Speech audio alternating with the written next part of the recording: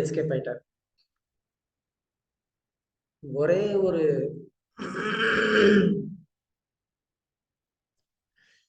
இப்பதான் ஞாபகம் வந்துச்சா,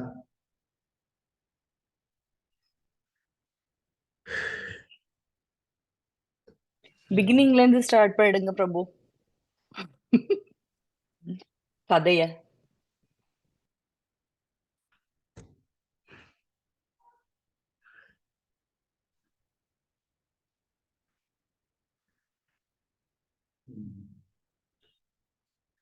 ஏன உபனிஷத் அப்படின்னு சொல்லி ஒரு உபனிஷத். அதுல வந்து உத்தாலகர் அப்படின்னு ஒரு ரிஷி, அவருக்கு நச்சிகேதஸ் அப்படின்னு சொல்லி ஒரு பையன். அந்த உத்தாலகர் அப்படிங்கிற ரிஷி வந்து ஒரு யஜ்யம் பண்ணார். அந்த யஜ்யத்துடைய விதி என்ன அப்படின்னு சொன்னா, அந்த யஜ்யத்தினுடைய முடிவுல வந்து தன்கிட்ட இருக்கிற எல்லாத்தையுமே வந்து தானம் பண்ணும். தன்கிட்ட இருக்கிற எல்லாமே அப்படின்னு சொன்னா எல்லாமே, தான் போட்டிருக்கிற ட்ரெஸ்ஸை தவிர எல்லாத்தையுமே வந்து தானம் பண்ணிடணும். அப்போ அதனால என்ன பெனிஃபிட் கிடைக்கும் அப்படின்னு கேட்டா, அந்த மாதிரி தானம் பண்ணா இமீடியட்டா அவங்களால என்ன பண்ண முடியும், அப்பவே வந்து தேவர்கள் வந்து என்ன பண்ணுவாங்க, அவரை வந்து அப்படியே வந்து சொர்க்கம் கூட்டிட்டு போயிடுவாங்க அப்படின்னு வேதத்துல சொல்லப்பட்டிருக்கு. ஸோ அதுக்கு மேல அவங்களுக்கு அந்த அளவுக்கு வந்துட்டு ஒரு நம்பிக்கை. ஸோ இது ரொம்ப முக்கியம்.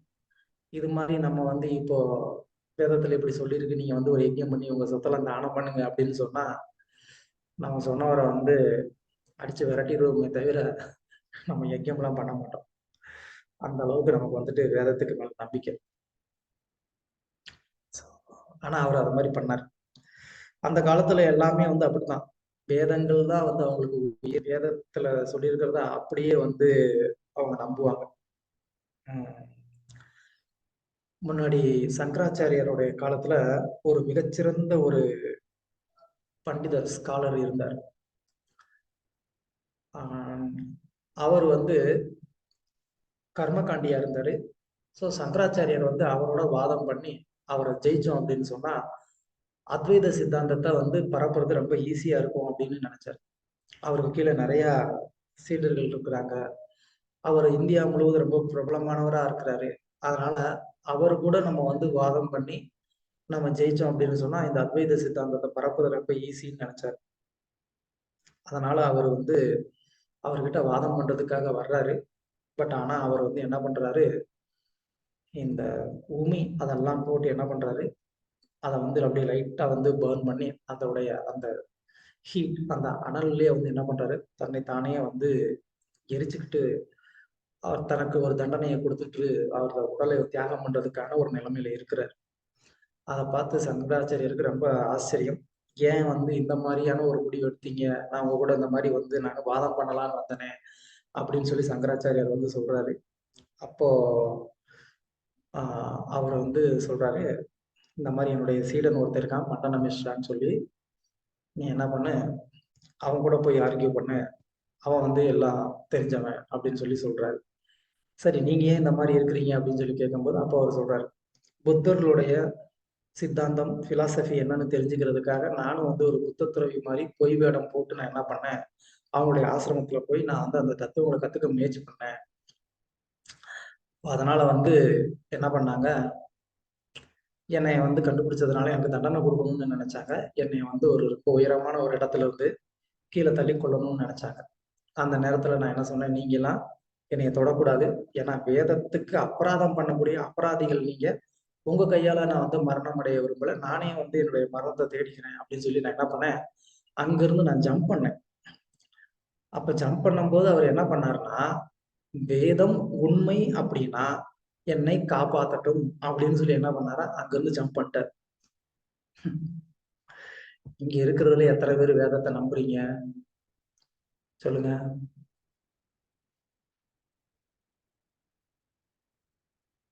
எவ்வளவு பேர் வேதம் உண்மைன்னு நம்புறீங்க சொல்லுங்க. யாருக்கும் நம்பிக்கையே கிடையாது. உண்மை பிரபுஜி, வேதம் இருக்கு. ஹரே கிருஷ்ண பிரபுஜி. எஸ், வேதம் நம்புறோம் பிரபுஜி. அப்படியா? அப்ப ஒரு மாடியில இருந்து குதிக்க சொன்னா குதிச்சிருவீங்களா? இப்ப இருக்கிற சைட்ல குதிப்பேன் பிரபுஜி. குதிச்சிருவீங்களா? எஸ் பிரபுஜி. ஒரு 26வது மாடியில இருந்து குதிக்கணும்னு சொன்னா கண்ணு மூடி நிறைய கிருஷ்ணான்னு சொல்லிட்டு குதிச்சிட்டேன் குருஜி. நான்லாம் குதிக்க மாட்டேன் பிரபு. நானே குதிக்க மாட்டேன். இன்னும் பிரபுஜி எவ்வளவு உயிரை எடுக்க வேண்டி இருக்குது. குதிச்சா என்ன ஆகும்? அதனால நம்ம இன்னும் எவ்வளவு பேரை உயிர் எடுக்க வேண்டியிருக்கு, அதுக்குள்ளேயே நம்ம போயிட்டா எப்படி?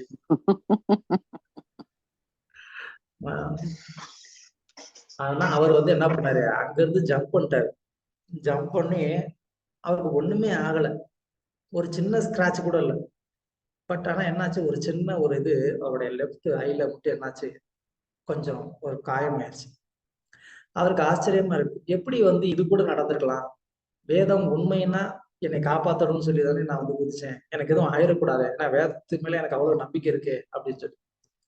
அப்புறமா தான் யோசிச்சு பார்த்தாரு, வேதம் உண்மைனா என்னைய காப்பாத்தணும்னு நான் சொன்னேன் இல்லையா, அப்படி நான் சொல்லி இருந்திருக்க கூடாது, வேதம் உண்மை அப்படின்னு சொல்லிட்டு நான் குதிச்சிருக்கோம் அப்படின்னு அவர் வந்து நினைச்சாராம்.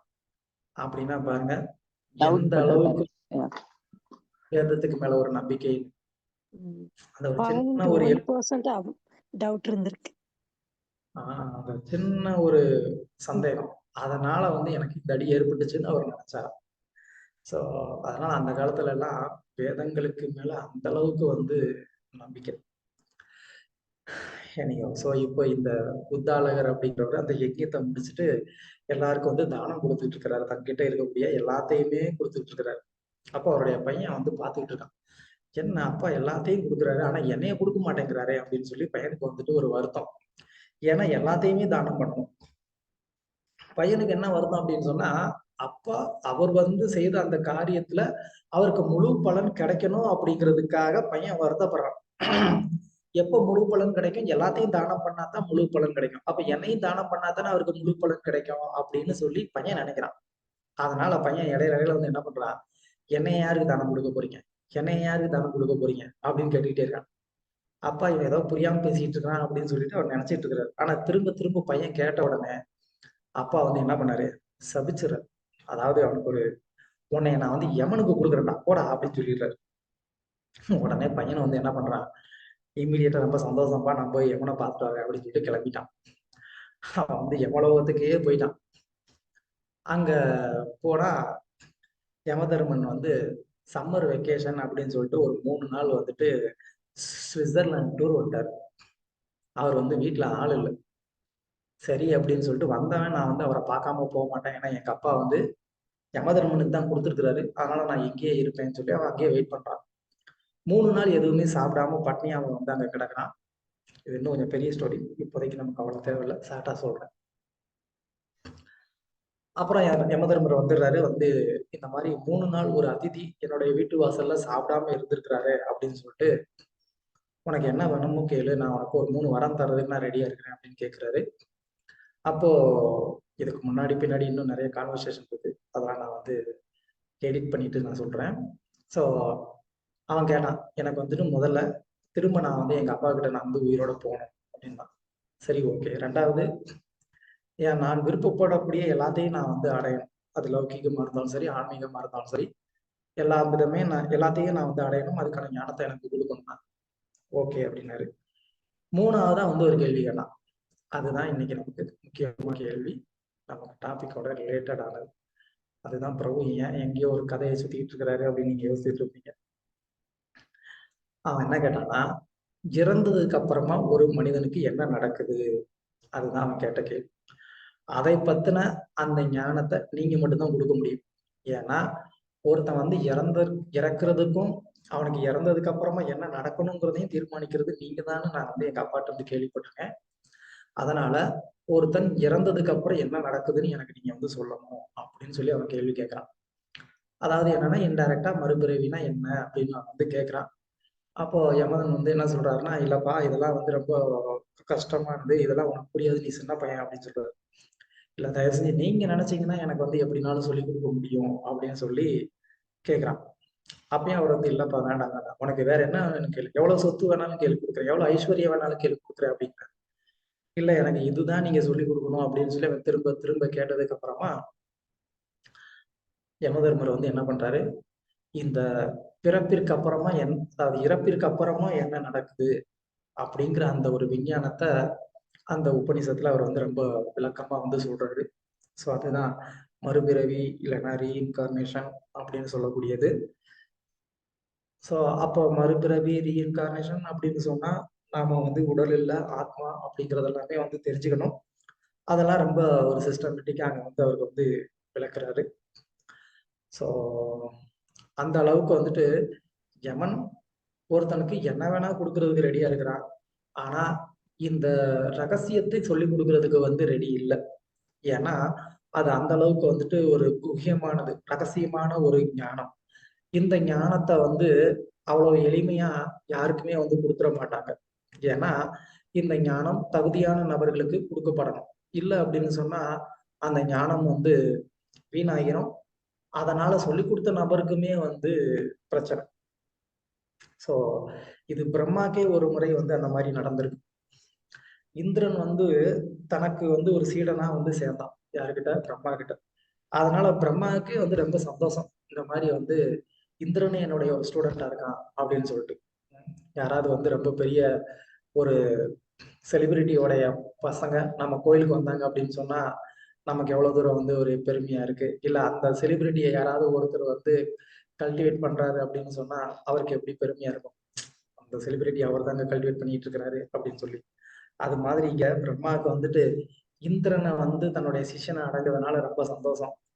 ஆனா அவனுக்கு உள்ளுக்குள்ள உண்மையிலேயே வந்துட்டு அந்த ஆத்ம ஞானத்தை வந்து தெரிஞ்சுக்கணுங்கிற ஒரு விருப்பமே கிடையாது. ஆனாலும் வந்து பிரம்மா தனக்கு வந்து ஒரு பேர் புகழ் கிடைக்குமேங்கிறதுக்காக என்ன பண்ணாரு, அவனை சிஷ்யனா வந்து சேர்த்து சொல்லி கொடுத்தாரு. அதனால என்னாச்சு, பிரம்மா மண்டையில இருந்த 4 மண்டையில இருந்தது எல்லாம் போயிருச்சு. சோ அதனால இந்த ஆத்ம ஞானத்தை வந்து அவ்வளவு சீக்கிரம் யாரும் வந்து என்ன பண்ண மாட்டாங்க, சொல்லி கொடுத்துட மாட்டாங்க. ஆனா பிரபுபாதருடைய கருணையினால நமக்கு எல்லாருக்குமே வந்து ரொம்ப சுலபமா வந்து கிடைச்சிக்கிட்டு இருக்கு. ஸோ அதுல என்ன சொல்றாங்க அப்படிங்கிறத இன்னைக்கு நம்ம வந்து பார்க்கலாம். ஓகே, ஸ்டார்ட் பண்ணலாம். யாராவது படிக்கிறீங்களா? நான் படிக்கணுமா பிரபுஜி? ம், ஸ்ரீல பிரபுபாதா. முதலில் தான் ஒரு ஆத்மா, அதாவது தனது உடலல்லாத ஒன்று என்பதை அவன் புரிந்து கொள்ள வேண்டும். மைக் ராபின்சன் கேட்கிறாரு, அது எங்களுக்கு எப்போது புரியும்? பிரபுபாதர் ஆன்சர், அதை நீங்கள் எந்த கணமும் புரிந்து கொள்ளலாம். ஆனால் அதற்கு சிறிது அறிவு தேவை. உதாரணமாக, ஒரு குழந்தை வளர்ச்சியடையும் போது அவன் சிறுவனாகி, பின்னர் இளைஞராகி, பின் முதியவனாகிறான். இதற்காகும் காலம் முழுவதும், அதாவது அவனின் உடல் குழந்தை பருவத்திலிருந்து முதுமை பருவமடைகிற காலம் வரை உடலில் மாற்றங்கள் ஏற்பட்டாலும் தான் ஒரே தனித்தன்மையை அடையாளத்தையுடைய ஒரே நபர் என்றே அவன் தன்னை உணர்கிறான். கவனியுங்கள், உடல் மாற்றம் அடைகிறது, ஆனால் உடலில் இருப்பவன், அதாவது ஆத்மா ஒன்றாகவே உள்ளது. எனவே நம் தற்போதைய உடல் இறக்கும்போது நாம் வேறொரு உடலை பெறுகிறோம் என்ற முடிவிற்கு வருவது நியாயமே. இது ஆத்மா இடம் மாறுதல் எனப்படுகிறது. படிங்க. மைக் ராபின்சன், அப்படியானால் ஒருவன் இறக்கும்போது அவனது பூத உடல் மட்டுமே இறக்கிறது என்பதா? ஸ்ரீல பிரபுபாதர் ஆன்சர், ஆம், இது பகவத்கீதையில் மிக விரிவாக விளக்கப்பட்டுள்ளது. 2:20 ஜாயதே மிரியதே வா கதாசின் ந ஹன்யமானே சரீரே. போதும். Mike Yes. போதும். தேங்க்யூ. மைக் ராபின்சன், அதை படித்து ஸ்டாப் பண்ணவா பிரபுஜி? ஆமா, போதும். Okay, thank you.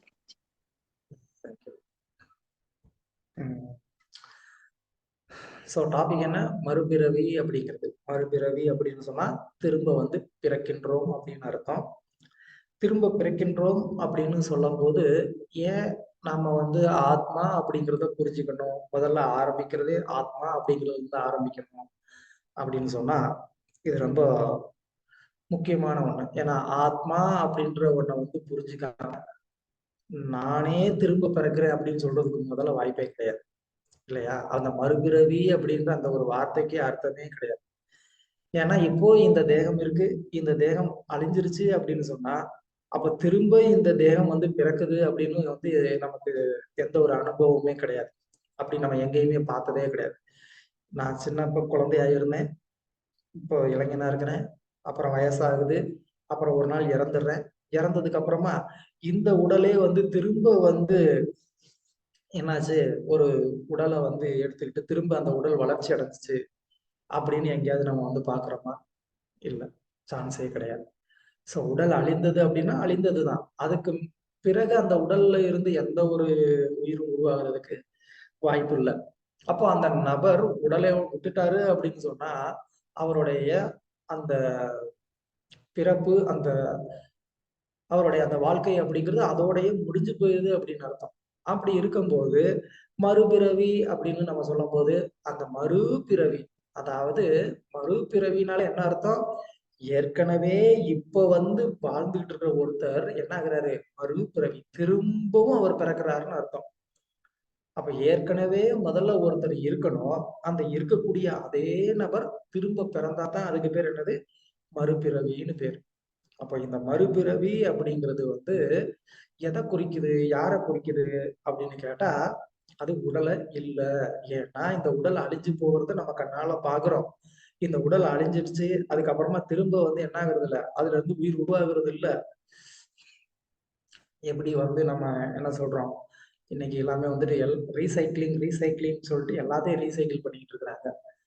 பிளாஸ்டிக்ஸ் எல்லாமே எடுத்து ஒரு வாட்டர் கேன் யூஸ் பண்றோம், திரும்ப ரீசைக்கிள் பண்றோம், திரும்ப அது என்னாச்சு, புதுசா ஒரு பாட்டிலா வந்துச்சு.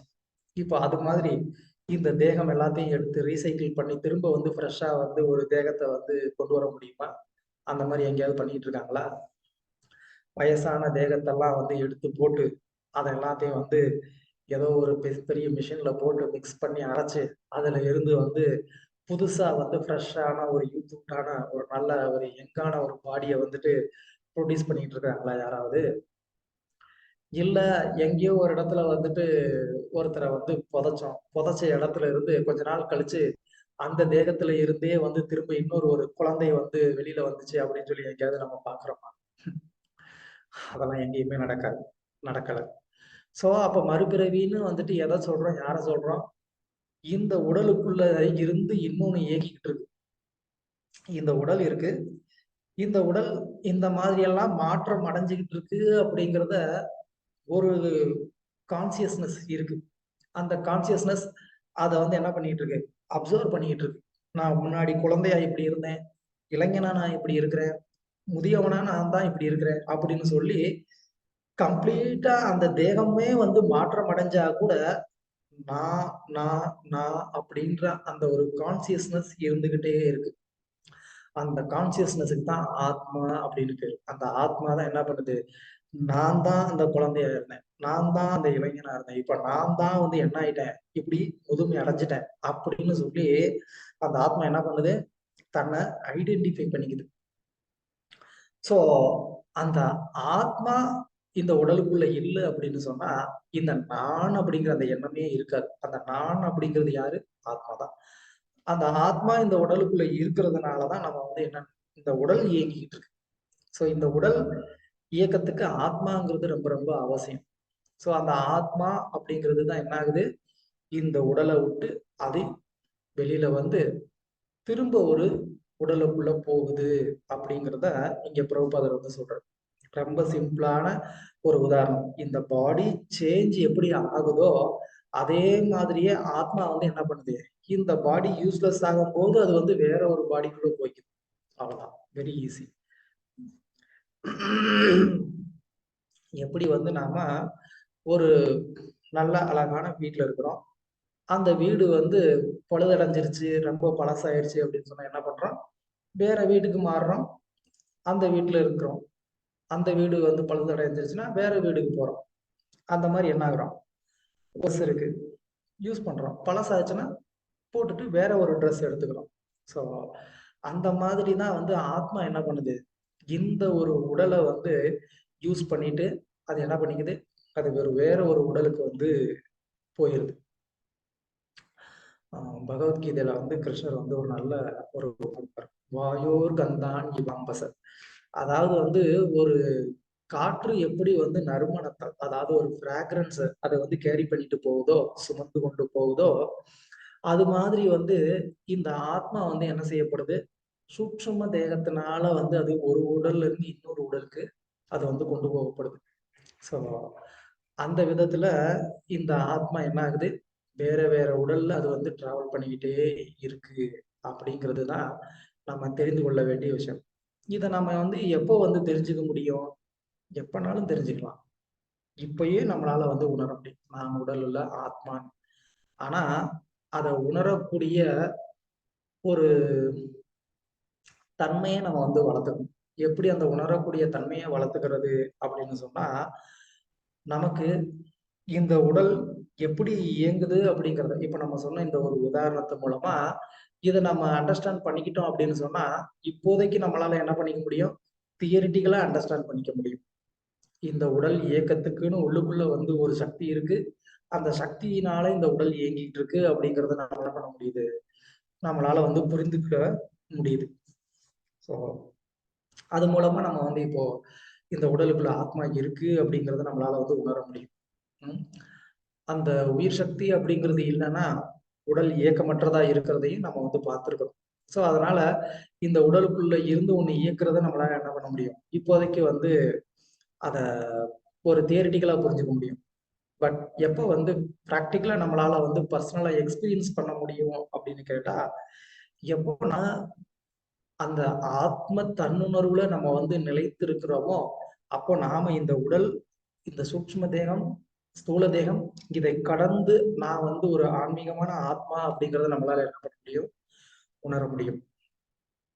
இந்த ஸ்தூல தேகம் இருக்கு, இந்த ஸ்தூல தேகத்துக்குள்ள இன்னொரு சூக்ஷ்ம தேகம் இருக்கு, அதுக்குள்ள வந்து ஆத்மா இருக்கு. அவ்வளவுதான், ரெண்டே ரெண்டு லேயர். அதை நீங்க கிராஸ் பண்ணீங்கன்னா உங்களை நீங்களே வந்து பார்க்கலாம். பட் அந்த லேயரை கிராஸ் பண்றது மாதிரி வந்து ஒரு ப்ராக்டிஸ் பண்ணணும். அதை பண்ணோம்னா கண்டிப்பா நம்ம ஆத்மா அப்படிங்கறத நம்மளால வந்து பார்க்க முடியும். ஓகே, படிங்க யாராவது. ஹரே கிருஷ்ணா பிரபுஜி. மைக் ராபின்சன், அதை படித்து காட்டியதற்கு நன்றி. இன்னும் சிறிது விளக்கலாமா? ஆத்மா அழிவதில்லை, இறப்பதில்லை என்றால் ஒவ்வொருவரும் இறக்கும் போது அவரவர் அவர் ராவன் சம்திங், அது சரியா படிக்க வரல பிரபுஜி. ஆத்மா அவரவர் ஆத்மா கடவுளிடம் போய் சேர்கிறதா? ஸ்ரீல பிரபுபாத், கட்டாயம் இல்லை. ஒருவர் அதற்கான தகுதி பெற்றிருந்தால், அதாவது மீண்டும் கடவுளை சென்று அடைவதற்கான தகுதிகளை பெற்றிருந்தால் அவர் அங்கு போய் சேரலாம். அப்படி தகுதி பெறாவிடால் அவர் மற்றொரு பௌதிக உடலை பெறுகிறார். 84 லட்சம் உடல் வடிவங்கள் உள்ளன. அவரவரின் இச்சைகளையும் கர்ம வினைகளையும் பொறுத்து இயற்கை அவருக்கு தகுந்த உடலை கொடுக்கிறது. இது ஒருவன் ஒரு நோயால் தாக்கப்பட்டு அந்த நோயை தன்னில் வளர்ப்பது போன்றது. ஒருவருக்கு அம்மை நோய் வந்தால் 7 நாட்களுக்கு பின் அவன் நோய்க்கான இயல்புகள் தோன்றுகின்றன. இதை தவிர்ப்பதற்கு இல்லை. உங்களுக்கு ஏதாவது நோய் ஏற்பட்டால் அது வளரும். இது இயற்கையின் நியதி. இது போலவே இந்த வாழ்வில் இயற்கையின் பல குணங்களோடு நீங்கள் தொடர்பு கொள்ளும் போது அந்த தொடர்பு மறுபிறவில் நீங்கள் எவ்விதமான உடலை பெறுவீர்கள் என்பதை நிச்சயிக்கும். இயற்கையின் கண்டிப்பான நியதிகளின்படி இது நடைபெறுகிறது. எல்லாரும் இயற்கை நியதிகளுக்கு உட்பட்டவர்கள், முழுவதுமாக கட்டுப்பட்டவர்கள். ஆனால் அறியாமையின் காரணமாக தான் முற்றிலும் சுதந்திரமானவன் என்று எண்ணிக் கொள்கிறார்கள். உண்மையில் அவர்கள் சுதந்திரமானவர்கள் அல்ல. எனவே உங்கள் மறுபிறவி உங்களின் செயல்களை பொறுத்தது. அவை பாவமானவையா அல்லது புண்ணியமானவையா என்பதை பொறுத்து அமையும். ஹரே கிருஷ்ணா பிரபு. தேங்க்யூ. பகவத்கீதையில் கிருஷ்ணர் தான் வந்து சொல்றார், சத் அசத் யோனி ஜென்மசு. அதாவது வந்து நம்ம செய்யக்கூடிய நல்லது கெட்டதுக்கு ஏத்த மாதிரி என்ன பண்றோம், ஒரு தேகத்துக்குள்ள நம்ம போறோம் அப்படின்னு சொல்லி. ஓகே, ஸோ இங்க அவர் கேட்ட கேள்வி வந்து என்னன்னா, நம்ம இறந்ததுக்கு அப்புறமா எல்லாருமே கடவுள்கிட்ட போயிருவோமா அப்படிங்கிறது.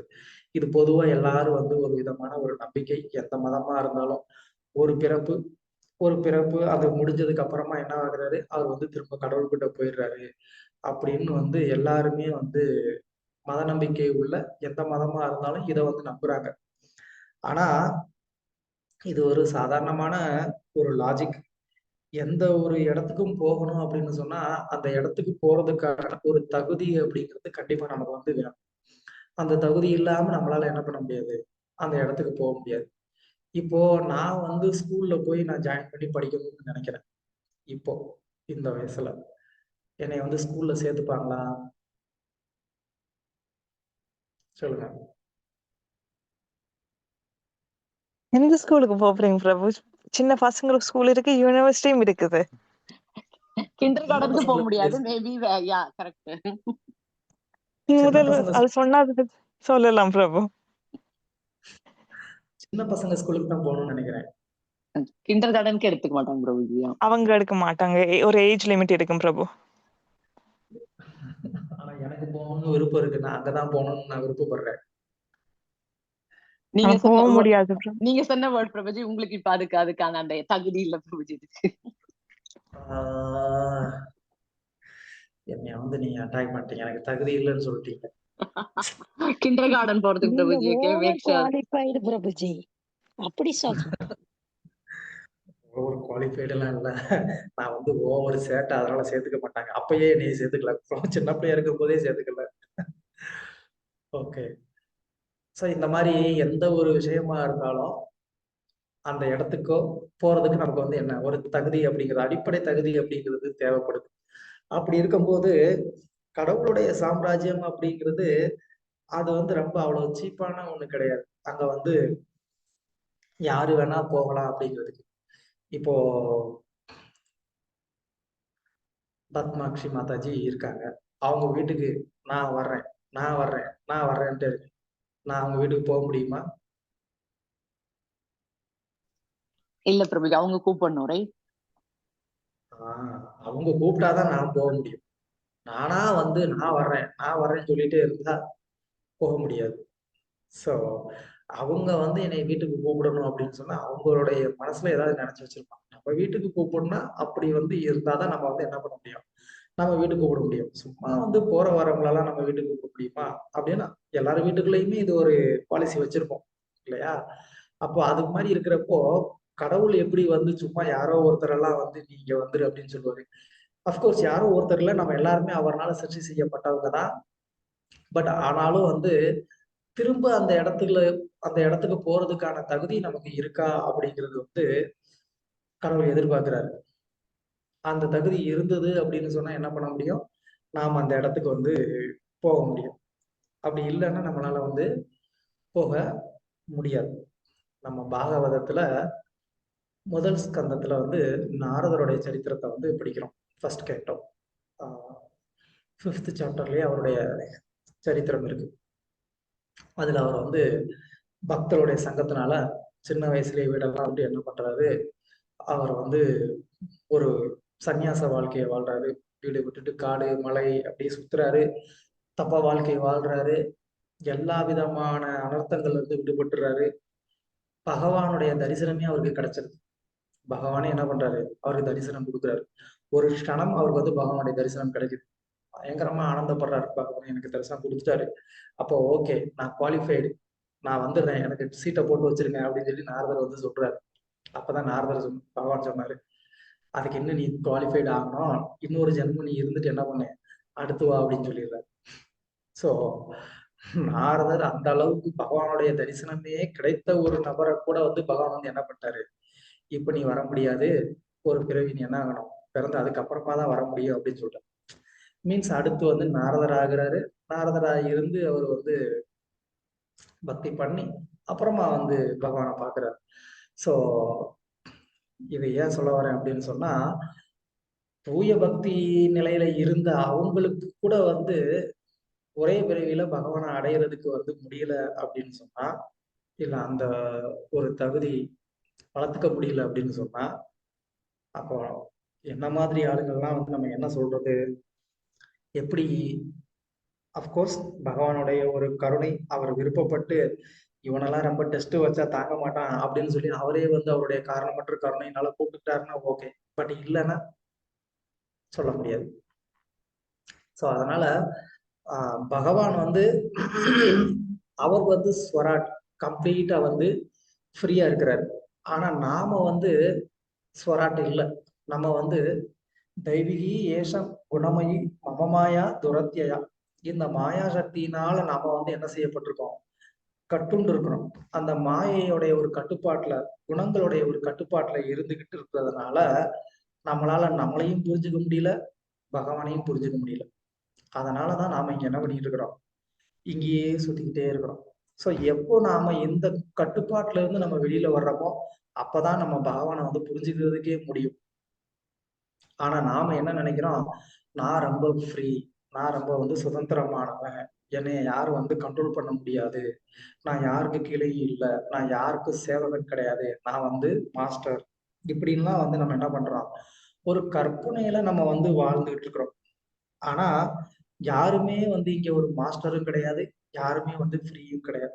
எல்லாருமே வந்து என்ன பண்றாங்க, இந்த குணங்களுடைய ஒரு கட்டுப்பாட்டுல வந்து இருக்கிறாங்க அப்படிங்கிறது தான் நிதர்சனமான ஒரு உண்மை. பிரம்மா அவருடைய தேகம் வந்து கம்ப்ளீட்டா வந்து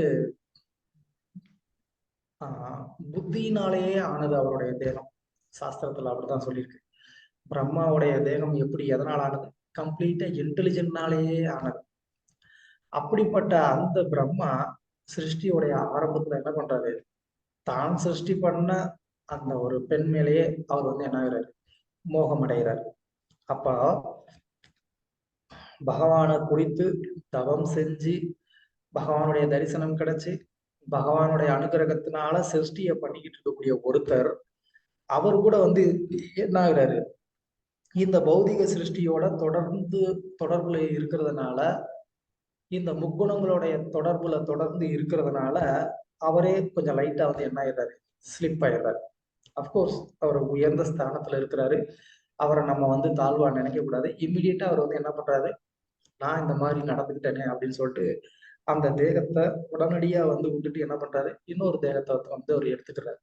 ஸோ அப்போ இந்த பௌதிக உலகத்துல என்னை போன்ற சாதாரணமான கட்டுண்ட ஜீவாத்மாக்கள் எல்லாம் இந்த குணத்தோடைய ஒரு கண்ட்ரோல்ல வந்து என்ன பண்றோம், தத்தளிச்சுக்கிட்டு இருக்கோம்.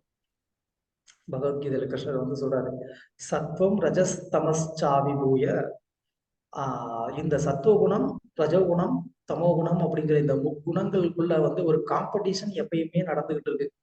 அதுல ஒரு குணத்தை அமைக்க என்ன பண்ணுது, இன்னொரு குணம் வந்து மேல வர்றதுக்கு வந்து பாத்துக்கிட்டு இருக்கு. ஸோ இந்த காம்படிஷன் எப்பயுமே உள்ளுக்குள்ள நடந்துகிட்டு இருக்கு. அந்த காம்படிஷனை வந்து நம்ம வந்து கடந்து வர்றது அப்படிங்கிறது எவ்வளவு பெரிய ஒரு பிரயத்தனம். ஆனா நாம வந்து நினைக்கிறோம் நாம வந்து ரொம்ப ஃப்ரீடம் அப்படின்னு, நம்ம ஃப்ரீயா இருக்கிறோம்னு நினைச்சுக்கிட்டு இருக்கிறோம். ஆனா அந்த குணத்தோடைய ஒரு கண்ட்ரோல்ல தான் இருக்கிறோங்கிறது நம்ம வந்து புரிஞ்சுக்கிறது இல்லை. அந்த குணத்தோடைய கண்ட்ரோல்னாலதான் நாம என்ன நினைச்சுக்கிட்டு இருக்கிறோம், இன்னும் இந்த உடலுடைய அடையாளத்துல நான் இந்த உடல் அப்படின்னு நம்ம வந்து நினைச்சுக்கிட்டு இருக்கிறோம்.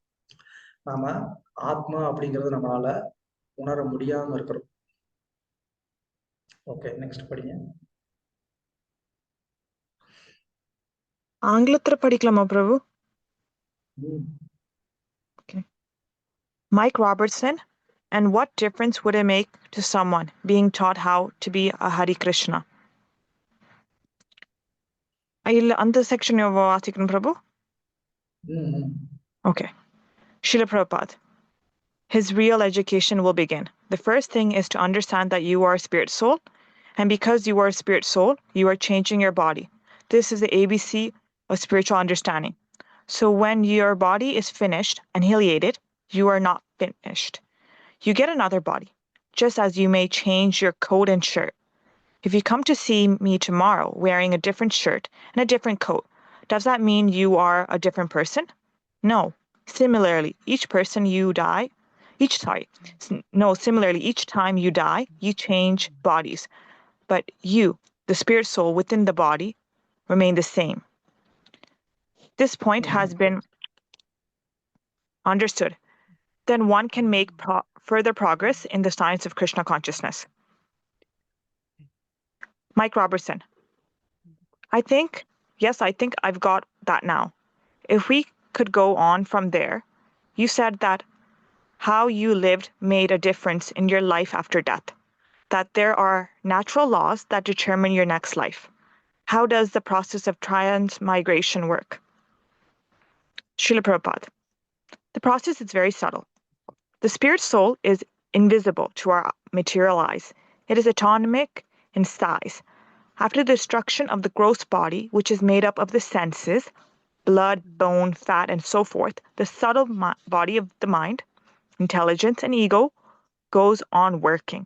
So at the time of death, this subtle body carries a small spirit soul to another gross body. The process is just like air carrying a fragrance. No one can see where this rose fragrance is coming from, but we know that it is being carried by the air. You cannot see how, but it is being done. Similarly, the process of transmigration of the soul is very subtle.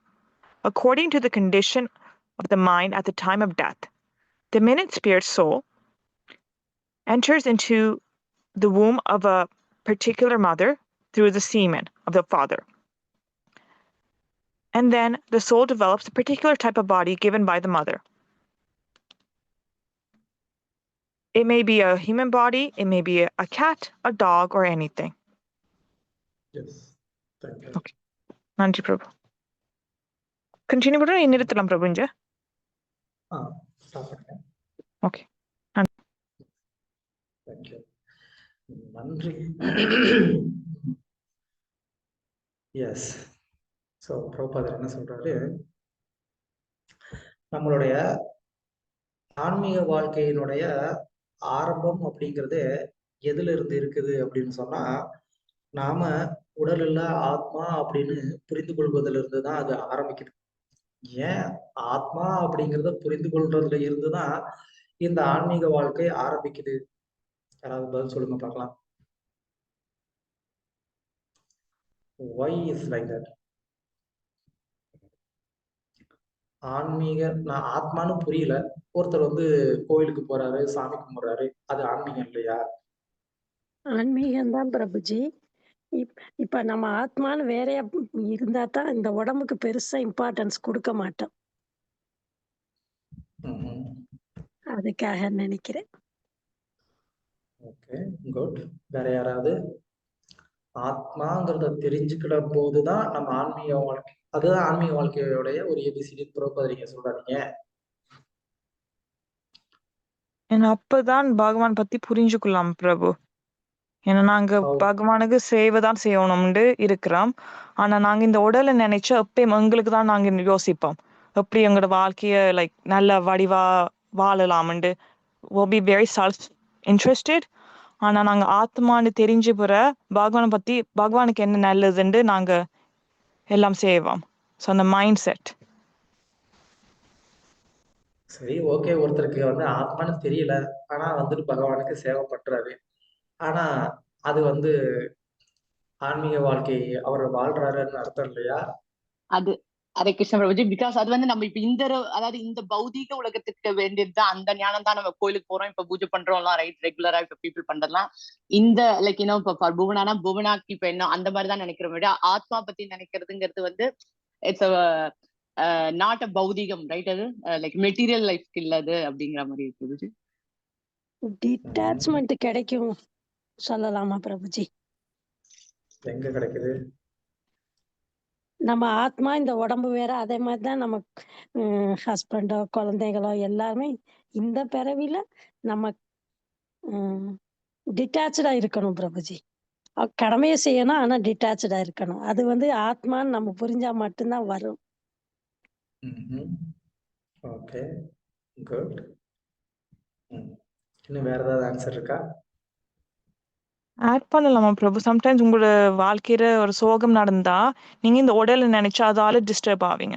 நீங்க ஆத்மான்னு நினைச்சா அது ignore பண்ணிட்டு நீங்க உங்களோட சர்வீஸ பகவானுக்கு எல்லாம் கண்டினியூஸா செய்வீங்க. ஸோ அந்த மைண்ட் செட் வரும்.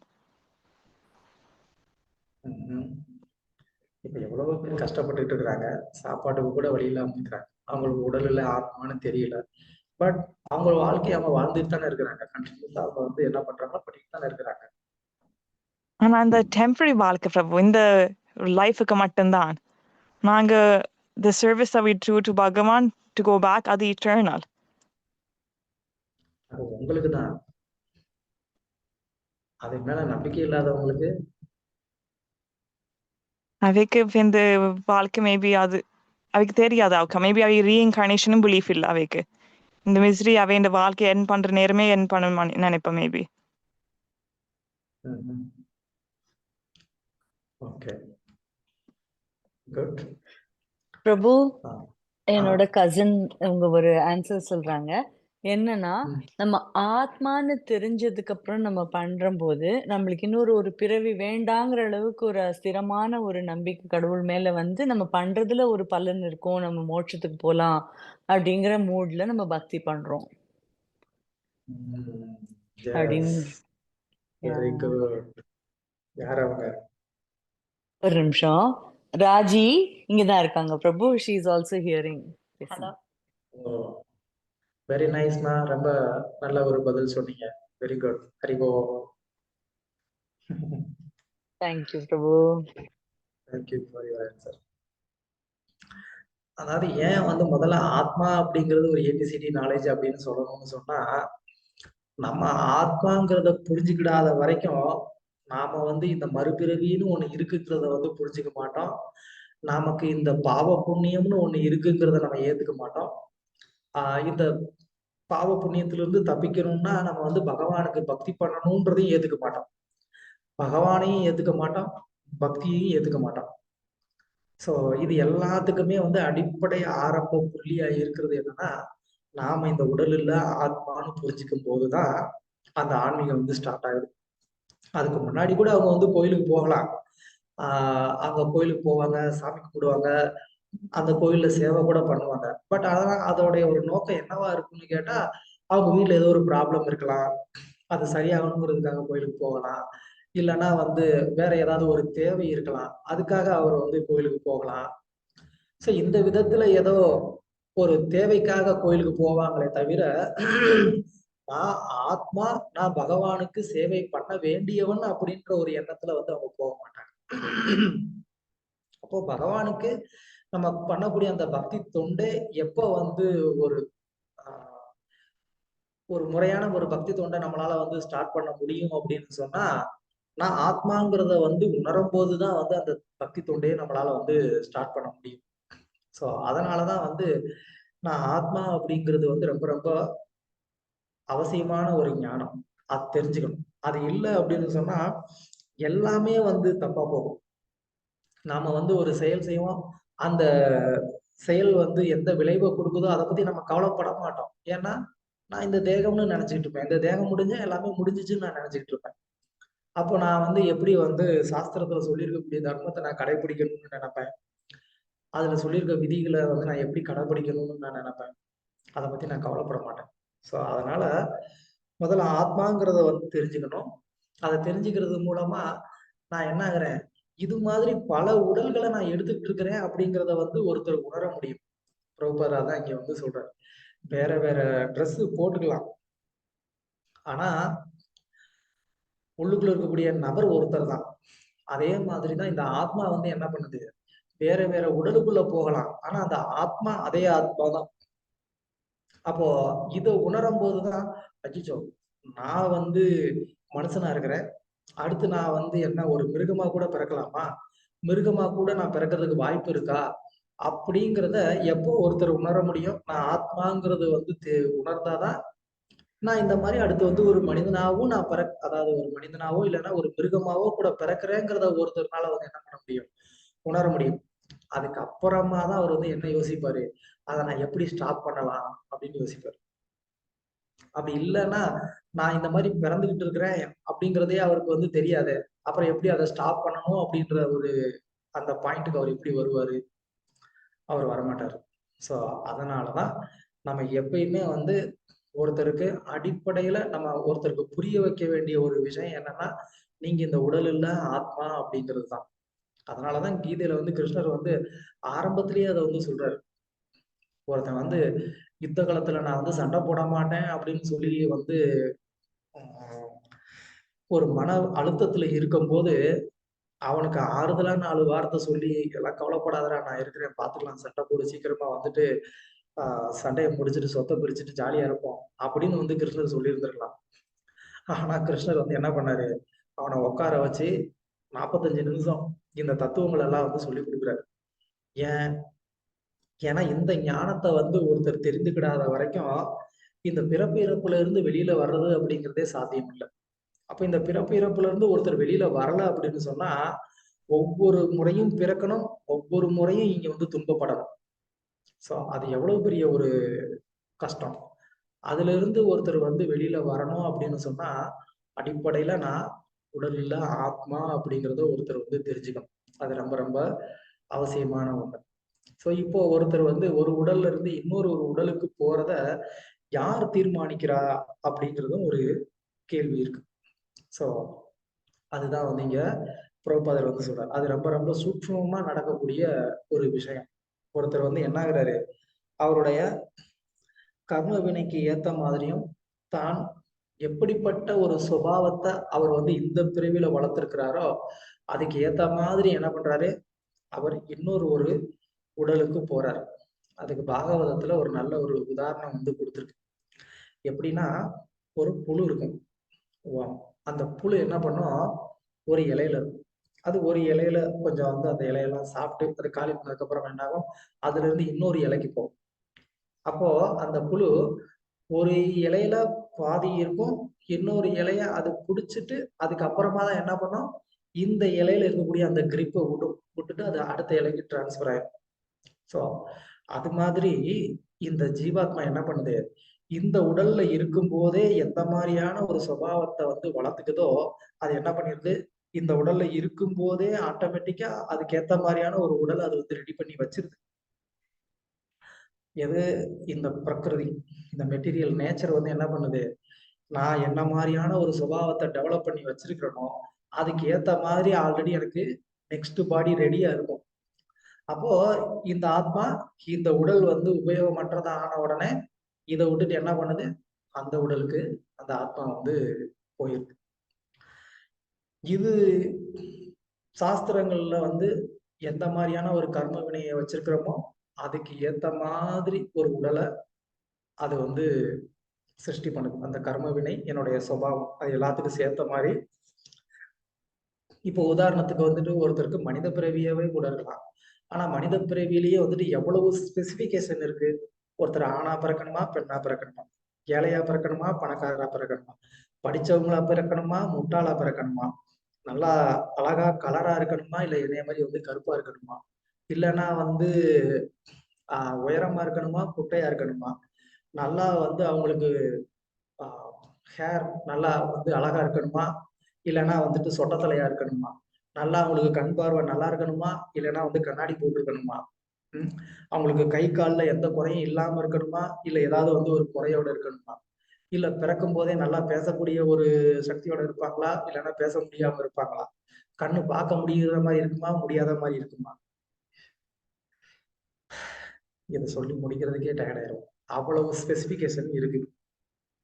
அப்போ ஒருத்தருக்கு வந்துட்டு இந்த மாதிரி ஒரு தேகமா இருந்தா கூட அந்த தேகத்துல என்னென்ன வந்து ஒரு சேலஞ்சஸ் கொடுக்கணும், என்னென்ன ஒரு பெனிஃபிட்ஸ் கொடுக்கணும் அப்படிங்கிறதுல வந்து பின்னாடி ஒரு பெரிய நெட்வொர்க்கே வந்து ஃபங்க்ஷன் ஆகிக்கிட்டு இருக்கு. மெட்டீரியல் நேச்சர் டெமிகாட்ஸ் எல்லாம் என்ன பண்றாங்க, வேலை பண்ணிக்கிட்டு இருக்கிறாங்க. அவங்கெல்லாம் நம்மளுடைய கர்ம வினை, அதுக்கப்புறம் நம்மளுடைய அந்த சுபாவத்துக்கு ஏத்த மாதிரி என்ன பண்றாங்க, சுபாவத்துக்கு ஏத்த மாதிரி உடல், நம்ம கர்மாக்கு ஏத்த மாதிரி அந்த உடல்ல வந்து ஸ்பெசிபிகேஷன். ஸோ எப்படின்னா, இந்த ஐஸ்கிரீம் ஷாப் பார்லர் போனீங்க அப்படின்னு சொன்னா என்ன பண்றாங்க, நீங்க வந்துட்டு ஒரு ஐஸ்கிரீம் செலக்ட் பண்ணிக்கலாம். வெனிலா, பட்டர்ஸ்காட்ச், இனி என்னென்னமோ ஏதோ ஒரு இது பிளாக் கரண்ட், இது ஏதோ ஒன்று நீங்க வந்து செலக்ட் பண்ணுவீங்க. அதுக்கப்புறமா அடிஷ்னலா டாப்பிங்ஸ்ன்னு சொல்லுவாங்க இல்லையா, அந்த டாப்பிங்ஸ்ல நீங்க வந்துட்டு ஹனி போட்டுக்கலாம், நட்ஸ் போட்டுக்கலாம், அதுல வந்து ஸ்ட்ராபெரி வச்சுக்கலாம், சம்திங். இது மாதிரி வந்துட்டு உங்களுடைய ஒரு டேஸ்ட்டுக்கு ஏற்ற மாதிரி நீங்க சில டாப்பிங்ஸ் நீங்க வந்து என்ன பண்ணிக்கலாம், அதுல வந்து ஆட் பண்ணிக்கலாம். ஸோ அந்த டாப்பிங்ஸ் ஆட் பண்றது அப்படிங்கிறது என்ன, அது கர்மா. அந்த ஐஸ்கிரீம்ங்கிறது என்ன, அது வந்து ஒரு சுபாவம். என்னுடைய ஒரு சுபாவம் இங்க நான் அடுத்து எந்த மாதிரி வந்து நான் ஒரு என்ஜாய் பண்ணணும்னு நான் நினைக்கிறேனோ என்ன பண்றேன், அதுக்கு ஏத்த மாதிரி ஒரு தேகத்துக்குள்ள போயிடுறேன். அந்த தேகத்துல வந்து ஸ்பெசிபிகேஷன் என்னென்ன அட்வான்டேஜ் இருக்கணும், என்னென்ன டிஸ்அட்வான்டேஜ் இருக்கணும், இதெல்லாம் கர்மா. அதுக்கு ஏத்த மாதிரி தான் வந்து என்ன ஆகுது, நம்மளுடைய பாடி வந்து டிசைன் ஆகுது.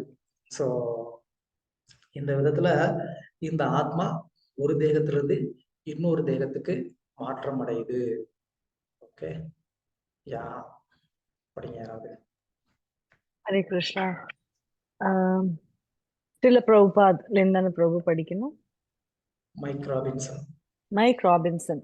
இந்த வாழ்விற்கு முன் நாம் வேறு ஏதாவதாக இருந்தோம் என்கிறீர்களா? ஷில பிரபுபாத். ஆம். Mike Robinson. இப்படி அடுத்தடுத்து வேறு ஏதாவது தொடர்ந்து வந்து கொண்டிருக்கிறோமா? ஷில பிரபுபாதர். ஆம். ஏனென்றால் நாம் நித்தியமானவர்கள். உங்கள் செயல்களை பொறுத்து உடல் மாறுகிறீர்கள், அவ்வளவே. ஆகையால் இதை எப்படி நிறுத்துவது? உங்களுக்கு பூர்வீகமான ஆன்மீக உடலில் விடாமல் தங்குவது எப்படி என்பதை அறியும் ஆவல் உங்களுக்கு ஏற்பட வேண்டும். அதுவே கிருஷ்ண உணர்வு. Mic Robinson. கிருஷ்ண உணர்வு பெற்றால் நாம் மறு பிறவியில் நாயாக பிறக்கும் அபாயம் இல்லை. ஷில பிரபுபாத். இல்லை. ஒரு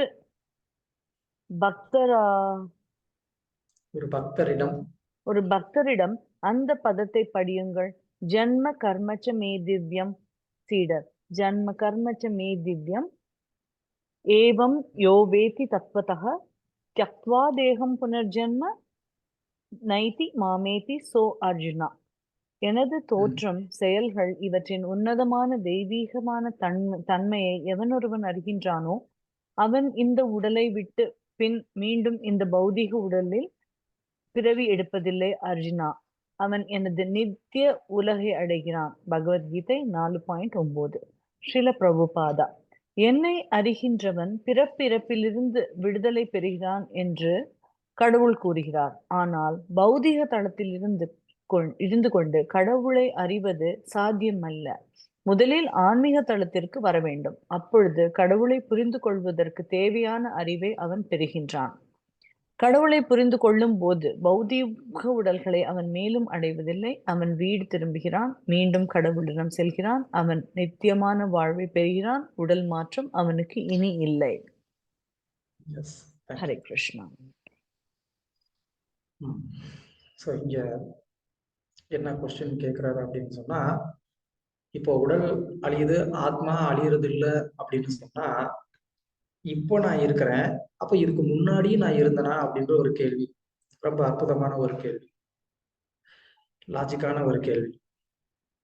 இந்த உடல் அழிஞ்சிருச்சு, அழிஞ்சதுக்கு அப்புறம் ஆத்மா அழியாம என்ன பண்ணுது, அது அடுத்த உடலுக்கு போகுது.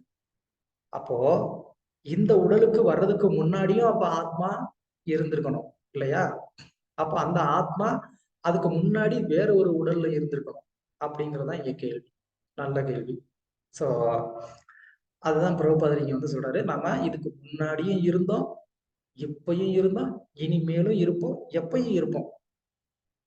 அதான் கீதையில வந்து கிருஷ்ணர் 2.11 வந்துட்டு சொல்றாரு, அவிநாசித்து தத்வித்தி ஏன சர்வம் இதம் ததம். அதான் நினைக்கிறேன். சோ நானோ நீயோ இங்க இருக்கக்கூடிய இந்த மன்னர்களோ எல்லாருமே வந்து எப்பயுமே இருந்துகிட்டு இருக்கிறோம் அப்படின்னு கிருஷ்ணன் சொல்றாரு. ஒரு காலத்துல நாம வந்து இருந்தோம், ஒரு காலத்துல இல்லாம போனோம் அப்படின்ற ஒரு பேச்சுக்கே இடம் இல்லை அப்படின்னு வந்து பிரபுபாதர் வந்து சொல்றாரு. ஏன்னா ஒரு சில தத்துவவாதிகளுடைய ஒரு கொள்கை என்ன அப்படின்னு சொன்னா, ஆத்மா அப்படிங்கிறதே இல்லை அப்படிங்கிறது அவங்களுடைய கொள்கை. எஸ்பெஷலி புத்தர்கள்ல ஒரு பிரிவு ஆத்மான்னு ஒன்ன வந்து ஏத்துக்க மாட்டாங்க. ஏன்னா சோ இந்த மாதிரி மறுபிறவின்னு ஒண்ணு இருக்கும் அப்படிங்கிறதுக்காக. அவங்கள பொறுத்த வரைக்கும் இந்த தேகம் இந்த அணுக்கள்னால, அதாவது இந்த பௌதிக வஸ்துக்கள்னால அது என்னாச்சு, உருவாச்சு. திரும்ப அந்த தேகம் வந்து என்ன ஆகுது, அந்த பௌதிக வஸ்துக்களோடய அது வந்து கலந்து அதோடய அது வந்து முடிஞ்சு போயிருது. அதுக்கப்புறமா அந்த ஒரு நபர் திரும்ப வந்து என்ன ஆக போறது இல்லை, எக்ஸிஸ்ட் ஆக போறது இல்லை அப்படிங்கிறது அவங்களுடைய ஒரு கொள்கை. அது அப்படி வந்து இருக்க முடியாது அப்படிங்கிறதுக்கு பல லாஜிக்கான ரீசன்ஸ் வந்து கொடுக்குறாங்க. ஏன் அப்படி சொல்லணும்னு சொன்னா, இப்போ நான் இருக்கிறேன், இதுக்கப்புறமா நான் திரும்ப பிறக்க மாட்டேன் அப்படின்னு சொன்னா, இந்த பிறவில நான் எப்படி வேணா வாழலாம், எவ்வளவு தப்பு வேணா பண்ணலாம். அந்த தப்புக்கு எனக்கு தண்டனை கொடுக்கறதுக்கு யாருமே கிடையாது. அப்போ எப்படி வேணாலும் வாழலாம் அப்படிங்கிற மாதிரி இருந்தா, சமுதாயம் எப்படி வந்து ஒரு கண்ட்ரோல்ல இருக்கும்? அந்த சமுதாயம் மனித சமுதாயமா இருக்குமா, இல்ல விலங்கு சமுதாயமா இருக்குமா? சோ கண்டிப்பா அது வந்து ஏத்துக்க முடியாது. மனிதர்கள் அப்படின்னு சொன்னா இந்த மாதிரி ஒரு நியதியோட வாழணும் அப்படின்னு நேச்சுரலாவே வந்து இருக்கு. அதாவது ஆன்மீகத்தை ஏத்துக்கிடலைன்னா அப்படின்னா கூட அந்த மாதிரியான ஒரு நாஸ்திக சமூகத்துல கூட அவங்களுக்குன்னு வந்து ஒரு ரூல் இருக்கு. அதுபடி அவங்க வாழணும்னு நினைக்கிறாங்க. ஏன் அப்படி இருக்கணும்? அவசியம் இல்லையே. நாம வந்து என்ன பண்ணலாம், எப்படி வேணாலும் வாழலாம், ஒரு லைஃப் தானே அப்படின்னு வந்து ஒரு எண்ணம் வரும். அதனால வந்து உலகத்துல மிகப்பெரிய ஒரு குழப்பம், பிரச்சனைகள்லாம் வரும். அதனால அதை ஏத்துக்க முடியாது அப்படின்னு ஒரு வாதம். அது மட்டும் இல்லாம ஒருத்தனுக்கு தண்டனையே கிடைக்காது என்ன பண்ணாலும் அப்படின்னு சொன்னா, அவன் வந்து நல்ல நல்ல ஒரு வாழ்க்கையை வாழ்றதுக்கு அவன் வந்து முயற்சி பண்ண மாட்டான். அதாவது தர்மத்துக்கு உட்பட்டு ஒரு வாழ்க்கையை வாழ்றதுக்கு அவன் வந்து முயற்சி பண்ண மாட்டான். இன்னொன்னு, எந்த தண்டனையுமே கிடைக்காது அப்படின்ற மாதிரி சொன்னா, அப்போ யாருக்குமே வந்து தர்மத்துக்கு மேல ஒரு நம்பிக்கையே இருக்காது. இந்த மாதிரி வந்து பண்ணா இப்படி வந்து ஒரு ஆஹ் தண்டனை கிடைக்கும் அப்படிங்கிறது இல்லை அப்படின்னு சொன்னா, யாருக்கும் தர்மத்துக்கு மேலேயே வந்து நம்பிக்கை இருக்காது. யாரும் அதை கடைபிடிக்கணும்னு விரும்பவும் மாட்டாங்க. சோ அதுவும் வந்து ஏத்துக்க முடியாது அந்த ஒரு லாஜிக் படி. இன்னொரு பாயிண்ட் என்ன அப்படின்னு சொன்னா, ஒருத்தருக்கு இதுதான் முதல் பிறவி அப்படின்னு சொன்னா, பிறக்கும் போதே அவருக்கு ஏன் பல குறைகளோட அவர் வந்து பிறக்கிறார்? அப்படி பிறக்கணும்ன்ற ஒரு கட்டாயம் எதனால அவருக்கு வந்து ஏற்படுது அப்படிங்கிற ஒரு கேள்வி வரும். சோ அப்போ நான் இங்க இந்த பிறவியில நான் இப்ப பிறந்திருக்கும் போது எனக்கு சில குறைகளோ கஷ்டங்களோ இருக்கு. அதுக்கு என்ன காரணம் அப்படின்ற ஒரு கேள்வி வரும். சோ இந்த மாதிரி பல கேள்விகள்னால வந்து ஒருத்தருக்கு ஒரு பிறவிதான், இப்பதான் நான் வந்து பிறந்திருக்கிறேன், இதுக்கப்புறமா நான் இருக்க மாட்டேன் அப்படின்னு வந்து சொல்றதுக்கு சாத்தியம் இல்லை அப்படின்னு சொல்லி ஆச்சாரியர்கள் நிறைய அதுக்கு வந்து ஆர்குமெண்ட்ஸ் கொடுத்துருக்குறாங்க. சோ அதனால நாம வந்து நித்தியமானவர்கள், அஜோ நித்திய சாஸ்வதோ அயம் புராணோ நாகன்யதே கண்யமானே சரீரே அப்படின்னு வந்து கிருஷ்ணன் சொல்றாரு. நம்ம நித்தியமானவர்கள், நமக்கு தேகம்தான் அழியுமே தவிர ஆத்மா அழியறது இல்லை அப்படின்னு கிருஷ்ணர் வந்து அங்க சொல்றாரு. அதனால நம்ம பல பிறவிகள் என்ன பண்ண வேண்டியிருக்கு, பிறக்க வேண்டியிருக்கு. அந்த பிறவி எதா வேணாலும் இருக்கலாம். ஒரு மனிதனா இருக்கலாம், விலங்கா இருக்கலாம். இப்ப நம்ம வந்து பாகவதத்துல கூட வந்து பாக்குறோம். யாரு பரத மகாராஜர் வந்து என்ன பண்றாரு, ஒரு மான் மேல வந்து பற்றுதலை வச்சுக்கிறாரு. அப்போ மான் மேல வந்து பற்றுதல் வச்சதுனால அவர் வந்து என்ன ஆகுறாரு, அடுத்த பிறவியில வந்து மானாக பிறக்கிறார். அப்போ அடுத்த நம்மளுடைய அடுத்த பிறவியை வந்து யார் தீர்மானிக்கிறா? நாம தான் தீர்மானிக்கிறோம். நம்ம எதுக்கு மேல வந்து ஒரு ஆசையை வந்து வளர்த்துக்கிறோமோ அதுக்கு ஏத்த மாதிரியான ஒரு உடலை பகவான் நமக்கு கொடுக்குறாரு. சோ அப்போ நான் அந்த மாதிரியான ஒரு பிறவியா நான் பிறக்கக்கூடாது அப்படின்னு சொன்னா நான் என்ன பண்ணணும் அப்படின்ற ஒரு கேள்வி வரலாம். அதுக்குதான் பிரபுபாதர் இங்க வந்து சொல்றார். அந்த மாதிரியான ஒரு அபாயத்தை நம்மளால வந்து தடுக்க முடியும். எப்ப தடுக்க முடியும் அப்படின்னு சொன்னா, நாம பகவான் கிருஷ்ணரை பத்தி தெரிஞ்சுக்கும் போது அவருடைய ஜென்ம கர்ம, அவருடைய பிறப்பு, அவருடைய செயல்கள், இது எல்லாமே வந்து ஆன்மீகமானது அப்படிங்கிறத வந்து புரிஞ்சுக்கும் போது நம்மளால என்ன பண்ண முடியும், அதை வந்து நம்ம உணர முடியும் அப்படின்னு கிருஷ்ணர் வந்து சொல்றாரு. பட் கிருஷ்ணருடைய அந்த ஆன்மீக தன்மையை வந்து புரிஞ்சுக்கணும் அப்படின்னு சொன்னாலும் முதல்ல நாம வந்து என்ன ஆகணும், நம்ம அந்த ஆன்மீக தளத்துக்கு வந்தாங்க. நம்ம அந்த ஆன்மீக தளத்துக்கு வராம நம்மளால என்ன பண்ண முடியாது, கிருஷ்ணரை நம்மளால வந்து புரிந்து கொள்ள முடியாது. இப்ப நம்ம ஆன்மீக தளத்துக்கு வர்றது அப்படின்னு சொன்னா என்ன அர்த்தம், அட்லீஸ்ட் இப்போதைக்கு தியரிட்டிக்கலா இல்ல ஒரு மெக்கானிக்கலா நம்ம என்ன பண்ணணும், இந்த ஆன்மீக சாதனாவை நம்ம வந்து பண்ண ஆரம்பிக்கணும்.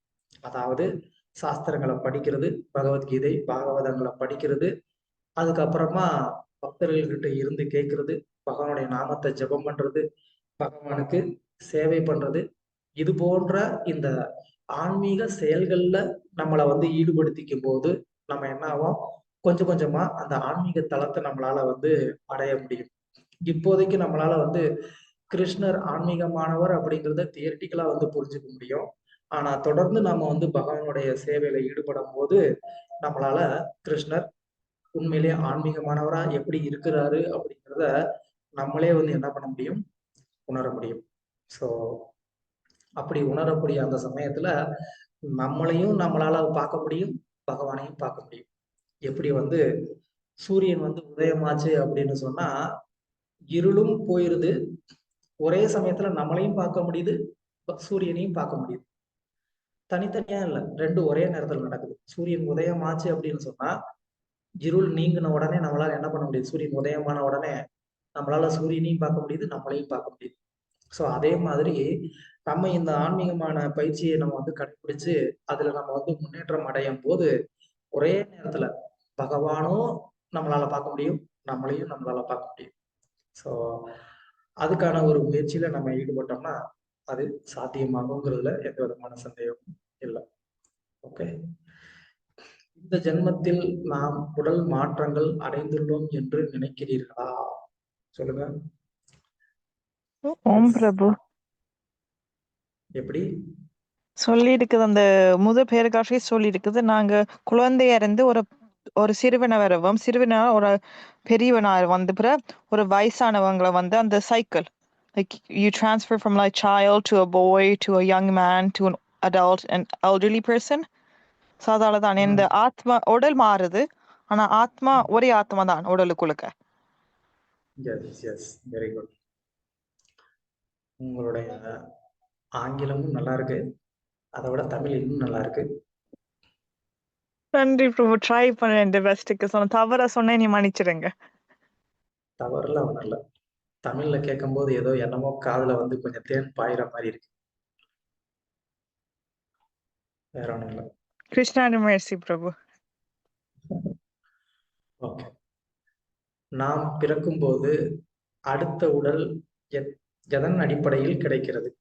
நாம் பெறப்போகும் அடுத்த உடல் எந்த அடிப்படையில் கிடைக்கிறதுனா நாம் செய்யற செயல்களை வச்சு கிடைக்கிறது. அதுதான் நம்ம வந்து கர்மான்றோம். அண்ட் சுபாவம் பிரபுஜி. எப்படி ஒரு புழு அடுத்த இலைக்கு போற முன்னாடி முதல் இலையிலேருந்து அதை பற்றிக்கிறதோ, அதே மாதிரி நம்ம செயல்கள் செய்து அந்த அடுத்த உடலை நம்ம தீர்மானிச்சுட்டு இந்த உடல்ல இருந்து வெளியேறி அந்த மாதிரி ஒரு உடலை எடுக்கிறோம்னு சொல்றோம் பிரபு. கரெக்டா? Yes yes, very good, thank you. ஆத்மாவின் பயணம் எப்படி நடைபெறுகிறது? அந்த பிராக்ரன்ஸ் சொன்னீங்க பிரபுஜி, அது அந்த மாதிரி போறது பிரபுஜி, ஒரு உடல்ல இருந்து இன்னொரு உடலுக்கு. யா யா, வெரி குட் வெரி குட். பிறப்பு இறப்பு என்ற சக்கரத்தில் இருந்து விடுபட முடியுமா? முடியும் பிரபுஜி. முடியும். கிருஷ்ணா வரவரம் நம்ம முன்னேற்றிக்கிட்டோம்னா முடியும், கட்டாயம். ஆம் பிரபு, நம்ம இந்த ஆத்ம ஞானத்தை பெற்று நம்ம வந்து கடவுள் தொண்டுல ஈடுபடும் போது நம்மளுக்கு வந்து இந்த பிறப்பு இறப்பு சக்கரத்துல இருந்து விடுபட முடியும் பிரபு. Yes, very good. அதுக்கு பிரபுபாதரிங்க எந்த ஸ்லோகத்தை வந்து மேற்கோள் காமிச்சாரு? ஜன்மத் கர்மச்சமே திவ்யம் யோதி வேவே, right? ஏவம் யோ வேதி தத்வதக ஏவம் யோ வேதி தத்வதக த்யக்த்வா தேகம் புனர்ஜன்மா நைதி மாமேதி சோ அர்ஜுனா. மறுபிறவி என்ற ஞானம் உங்களது வாழ்வில் ஏதாவது மாற்றத்தை ஏற்படுத்துமா? ஆம் எனில் இதற்கான எந்த முயற்சியை நீங்கள் எடுக்கப் போகிறீர்கள்? சொல்லுங்க. ஃபர்ஸ்ட் மறுபிறவி என்ற ஞானம் உங்களது வாழ்வில் ஏதாவது மாற்றத்தை ஏற்படுத்துமா? கண்டிப்பா பிரபு, ஏன்னா நீங்க செய்யற ஒவ்வொரு ஆக்ஷனுக்கும் ஒரு ரிசல்ட் இருக்குன்னு தெரிஞ்சா சில நீங்க தவறான விஷயமா செய்யறது நீங்க ஸ்டாப் பண்ணுவீங்க.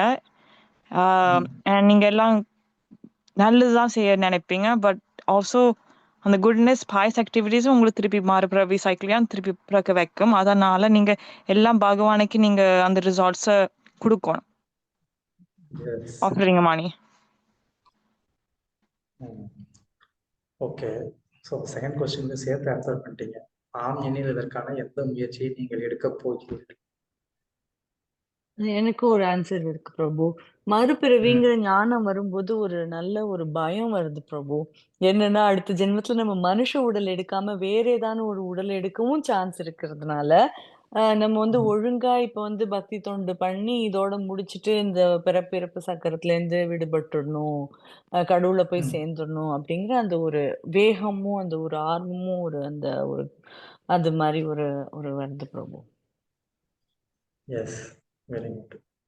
ஸோ மறுபிறவின்னு ஒன்று இருக்கிறத வந்து புரிஞ்சுக்கிட்டோம் அப்படின்னு சொன்னா அப்ப அந்த மறுபிறவியை ஸ்டாப் பண்றதுக்கான ஒரு வேலையில நம்ம வந்து ஈடுபடணும். அது என்ன அப்படின்னு சொன்னா பகவான் கிருஷ்ணருக்கான பக்தி. ஸோ அதுல ஈடுபடும் போது நம்மளால மறுபிறவியை நிறுத்த முடியும். S, thank you. ஸ்ரீ நாமாமிர்தம் யாராவது படிக்கலாம்? ஹரே கிருஷ்ணா பிரபு, படிக்கிறேன். ஸ்ரீ நாமாமிர்தம். வேண்டாத ஆசைகள் நம் மனதில் இருக்கும் காலம் வரை நாம் ஜட உடல்களை மாறி மாறி ஏற்றாக வேண்டும்.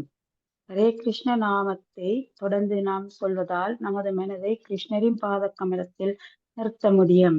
சாவை மன கிருஷ்ண பாதார விந்தையோ. இதன் மூலம் யோகத்தின் பூரண நிலையை நாம் அடையலாம். அவ்வாறு இல்லையெனில் நிலையற்ற மனம் மெனக்கெற்பனையில் நம்மை புலன் இன்ப விஷயத்தில் மறைத்துவிடும். இதனால் ஒருவன் ஓர் உடல் விட்டு மற்றொரு உடல் மாற வேண்டியிருக்கும். ஸ்ரீமத் பாகவதம் 10:42. பிரச்சாரமே சாரம். தெரியல ப்ரோ. பொறுமை, இது பார்த்துக்கோம் போதும். சரி. அதாவது ஸோ இந்த மறுபிறவி அப்படிங்கிறது வந்து எதனால நமக்கு வந்து கிடைக்குது அப்படின்னு சொன்னா நமக்கு இந்த பிறவில பல விஷயங்களை வந்து அனுபவிக்கணுங்கிற ஒரு ஆசை இருக்கு. அந்த ஆசையினாலதான் நம்ம வந்து என்ன பண்ண வேண்டியிருக்கு, அந்த ஆசையை நிறைவேற்றுறதுக்காக இன்னொரு ஒரு பிறப்பை வந்து எடுக்க வேண்டியதா இருக்கு. இப்போ உதாரணத்துக்கு வந்து ஒருத்தர் இந்த பிறவில நல்ல ஒரு பணக்காரரா அவர் வந்து வாழணும்னு வந்து ஒரு விருப்பப்படுறாரு. ஆனா கடைசி வரைக்கும் அவரால் அது முடியாமலே போயிருக்கு. அப்ப என்ன ஆகும், இந்த உலகத்துல அவர் பணக்காரரா வாழணும்னு அந்த ஆசைப்பட்டதுனால அவர் பணக்காரரா இந்த உலகத்துல வாழ்ற வரைக்கும் அவர் என்ன ஆகணும், பிறந்துகிட்டே இருக்க வேண்டியிருக்கும். அதுக்கான ஒரு தகுதியை அவர் வந்து அடையிற வரைக்கும் என்ன பண்ண வேண்டியிருக்கும், பிறந்துகிட்டே இருக்க வேண்டியிருக்கும். பிறந்து அந்த நிலையை வந்து அடைஞ்சதுக்கு அப்புறமா அந்த கேப்ல எவ்வளவு கர்மாவை சேர்த்தாரோ அதை அனுபவிக்கிறதுக்கு திரும்ப பிறக்கணும். இப்படி ஒருத்தர் வந்து என்ன பண்ண வேண்டியிருக்கு, பிறந்து இறந்து பிறந்து இறந்து சுத்திக்கிட்டே இருக்க வேண்டியிருக்கு. ஸோ அதனால ஒருத்தர் நம்ம மனதுல இருக்கக்கூடிய அந்த பௌதிக ஆசைகள்ல இருந்து நம்ம வெளியில வர்ற வரைக்கும் நம்மளால என்ன பண்ண முடியாது, இந்த பிறப்பு இறப்புல இருந்து நம்ம வெளியில வர முடியாது. அப்போ இந்த ஆசைகளையே நம்ம எல்லாத்தையுமே அழிச்சிருக்குமா? ஆசைகள் அப்படிங்கிறது எங்க இருந்து தோன்றுறது, மனசுல இருந்து தோன்றும். அதனாலதான் வந்து சில தத்துவவாதிகள் என்ன சொல்றாங்க, மனசைய அழிச்சிரு அப்படிங்கிறாங்க. மனசைய அழிச்சிருது அப்படிங்கிறது நடக்காத காரியம். உதாரணத்துக்கு இல்ல மனசை வந்து செயல்பட விடாம ஸ்டாப் பண்ணிடுறது அப்படின்னு சொல்றாங்க. அது ரெண்டுமே சாத்தியம் இல்லாத ஒண்ணு. இப்போ வாட்ச் இருக்கு, இந்த வாட்ச் வந்து ஓடல ஃபங்க்ஷன் ஆகல அப்படின்னு சொன்னா அதோடைய யூசேஜ் ஏதாவது இருக்கா? அந்த வாட்ச்னு ஒன்ன வந்து நம்ம ப்ரொடியூஸ் பண்ணதுல ஏதாவது பிரயோஜனம் இருக்கா? சொல்லுங்க. இல்ல பிரபு. அப்ப வாட்ச்னு ஒண்ணு இருக்குன்னா அது என்ன ஆகணும், அது ஃபங்க்ஷன்ல இருந்தாதான் அது பிரயோஜனம். ஏன்னா அது ஓடிக்கிட்டு இருக்கிற வரைக்கும் தான் அது வாட்ச்.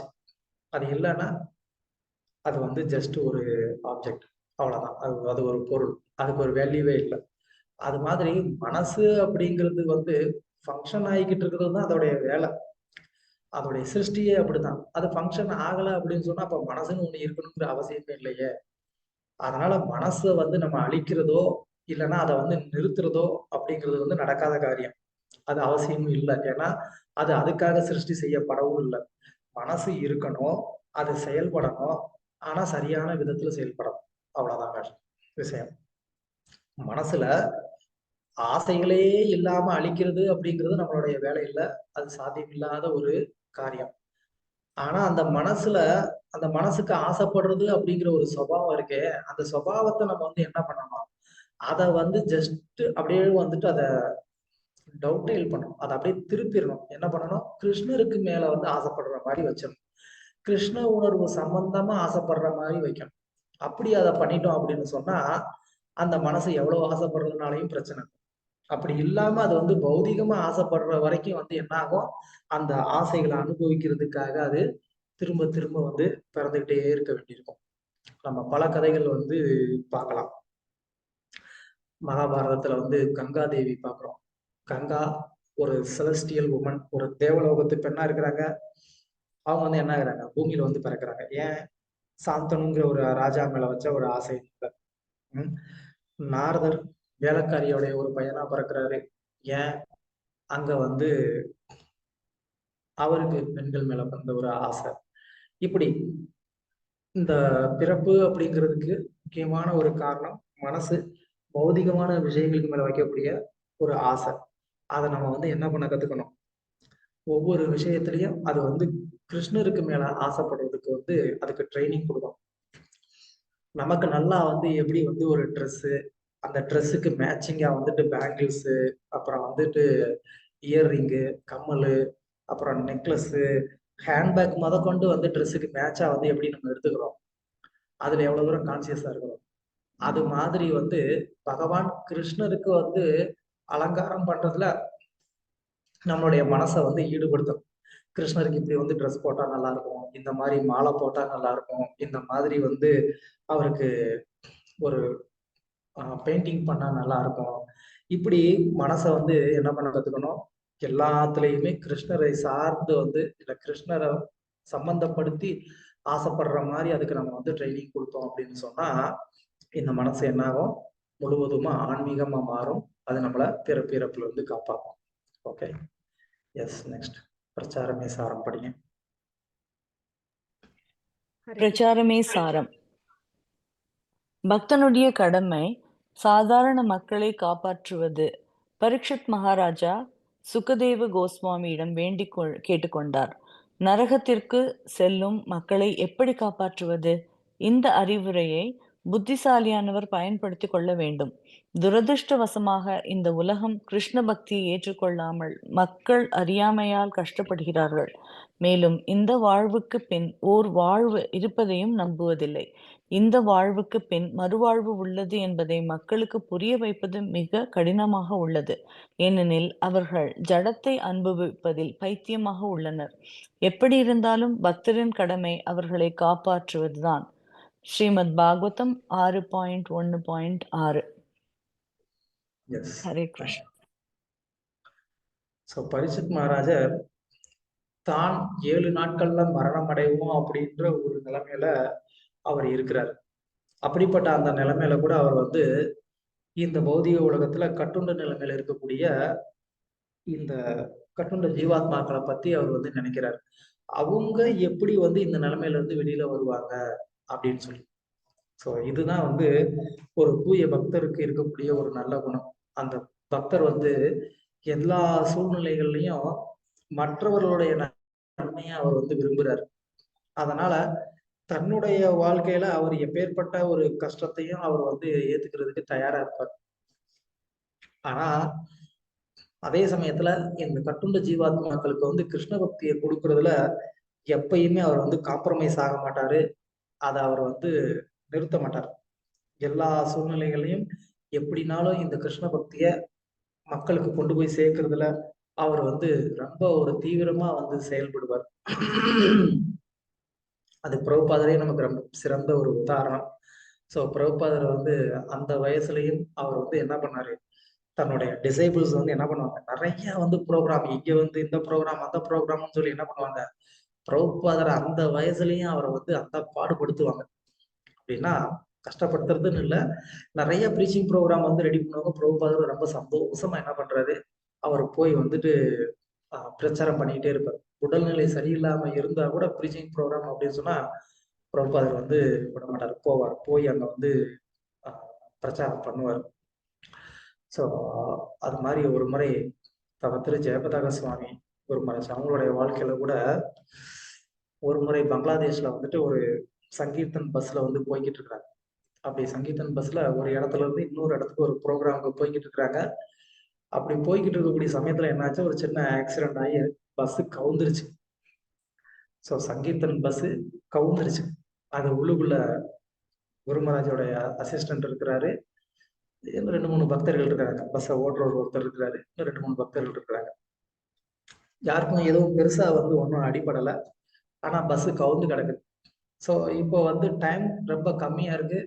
ஏன்னா அடுத்த ப்ரோக்ராம் ரெடியா இருக்கு. அங்க வந்து அந்த எக்ஸாக்டான டைமுக்கு குருமராஜ் போயே ஆகணும். இப்போ வந்து என்னாச்சு, இந்த மாதிரி பஸ் கவுந்து கிடக்கு. குருமராஜ் வந்து பஸ்ஸுக்குள்ள இருந்து பட்டார்னு வெளியில வந்தாரு. எங்க என் பேக், ஹேண்ட்பேக் எங்க அப்படின்னாரு. எடுத்தாரு. எடுத்துட்டு அசிஸ்டன்ட் வந்துட்டு, நீ வந்து பஸ்ஸை சரி பண்ணிட்டு நீ அங்க வந்துட்டு நான் போறேன் அப்படின்னு சொல்லிட்டு என்ன பண்ணாரு, குருமராஜ் இமிடியேட்டா அங்க இருந்து அடுத்த ஒரு வண்டியில ஒரு லிஃப்ட் கேட்டு என்ன பண்ணாரு, அந்த ப்ரீச்சிங் ஸ்பாட்டுக்கு போயிட்டாரு. ஸோ அந்த மாதிரி அந்த இப்படி வந்து ஒரு பஸ் ஆக்சிடென்ட் ஆயிடுச்சு, இந்த பஸ்ஸை நம்ம அடுத்து என்ன பண்றது, அந்த ஒரு பயமும் இல்லை, ஒரு கவலையும் இல்லை. கம்ப்ளீட்டா வந்து அவருடைய ஒரு ஃபோக்கஸ் வந்து எதுல இருக்கு அப்படின்னு சொன்னா பிரச்சாரம். அங்க இவ்வளவு மக்கள் வந்து இருப்பாங்க, நான் போனா அவங்களுக்கு வந்து கிருஷ்ண பக்தியை வந்து நான் பிரச்சாரம் பண்ண முடியும் அப்படின்னு சொல்லி அதுதான் அவருக்கு மைண்ட்ல இருக்கிறதே. அப்கோர்ஸ் எல்லாரையும் அப்படி நான் ரோட்ல விட்டுட்டு போயிட்டாரே அப்படின்ற ஒரு அர்த்தம் இல்லை. சேஃப்டியா இருக்கிறாங்க. பஸ் மட்டும் கவுந்துருச்சு. சரி, எப்படியோ வந்து அதுக்கு கவர்மெண்டோட ஹெல்ப் தேவை. அது அப்புறம் தான் அதை வந்து நம்ம சரி பண்ணிட்டு வர முடியும். ஸோ அதனால அதுக்கு டைம் ஆகும். ஸோ அதுக்காக பிரச்சாரத்தை வந்து நம்ம ஸ்டாப் பண்ணக்கூடாதுன்னு சொல்லி குருமராஜ் என்ன பண்ணாங்க, போயிட்டு. ஸோ அதுதான் வந்து ஒரு சுத்த பக்தருக்கு இருக்கக்கூடிய ஒரு லட்சணம். அவங்க வந்து தங்களுடைய எந்த ஒரு இன்கன்வீனியன்ஸையும் வந்துட்டு கேர் பண்ணாம மக்களுக்கு எப்படி கிருஷ்ண பக்தியை கொடுக்கறது அப்படிங்கிறதுல தான் அவங்க வந்து கவனமா இருப்பாங்க. அந்த மாதிரி நாமளும் இருந்தோம் அப்படின்னு சொன்னா பிரபுபாதர் மற்றும் சைத்தன்ய மகாபிரபுவுடைய ஒரு கருணை நமக்கும் வந்து கண்டிப்பா கிடைக்கும். அதனால நாமளும் வந்து என்ன பண்ண முடியும்னா, இந்த பிறப்பு இறப்பு அப்படிங்கிற இந்த ஒரு சைக்கிள்ல இருந்து நம்ம வெளியில வந்து இந்த பிறவிலேயே நம்மளும் பகவான் அடையிறதுக்கான ஒரு வாய்ப்பா இருக்கும் அப்படிங்கிறதுல எந்த ஒரு சந்தேகமும் இல்லை. Thank you. Hare Krishna. Any questions or comments? Prabhu, ஒரு கேள்வி இருக்கு பிரபு. என்னன்னா, இப்ப நம்ம வந்து போன ஜென்மத்துல நம்ம என்ன பாவம் பண்ணோன்னே தெரியாது நம்மளுக்கு, ரைட்? அது நம்ம எடுத்துன்னு வந்திருந்தா கூட நமக்கு தெரியாது. நம்ம ஏன் இந்த ஜென்மத்துல அந்த பாவத்துக்கான கஷ்டங்களை அனுபவிக்கணும்? ஏன் இது வந்து ஏன் அந்த ஜென்மத்திலேயே அதை கொடுத்து பனிஷ்மெண்ட்டை கொடுத்து முடிச்சிடக்கூடாதா? ஓகே, ஒரு நிமிஷம் பிரபு, உங்களுக்கு கண்டினியூ பண்றாங்க. ஓகே. என்னன்னா, இப்ப வந்து இப்ப மனுஷ சட்டத்துல வந்து பாத்தீங்கன்னா, ஏதாவது ஒரு தப்பு பண்ணோம்னு வச்சுக்கோங்களேன். இப்ப நம்ம இப்பவே ஒரு கொஞ்ச நாள்லயே அதுக்கான பனிஷ்மெண்ட் கிடைச்சிரும் இல்லையா?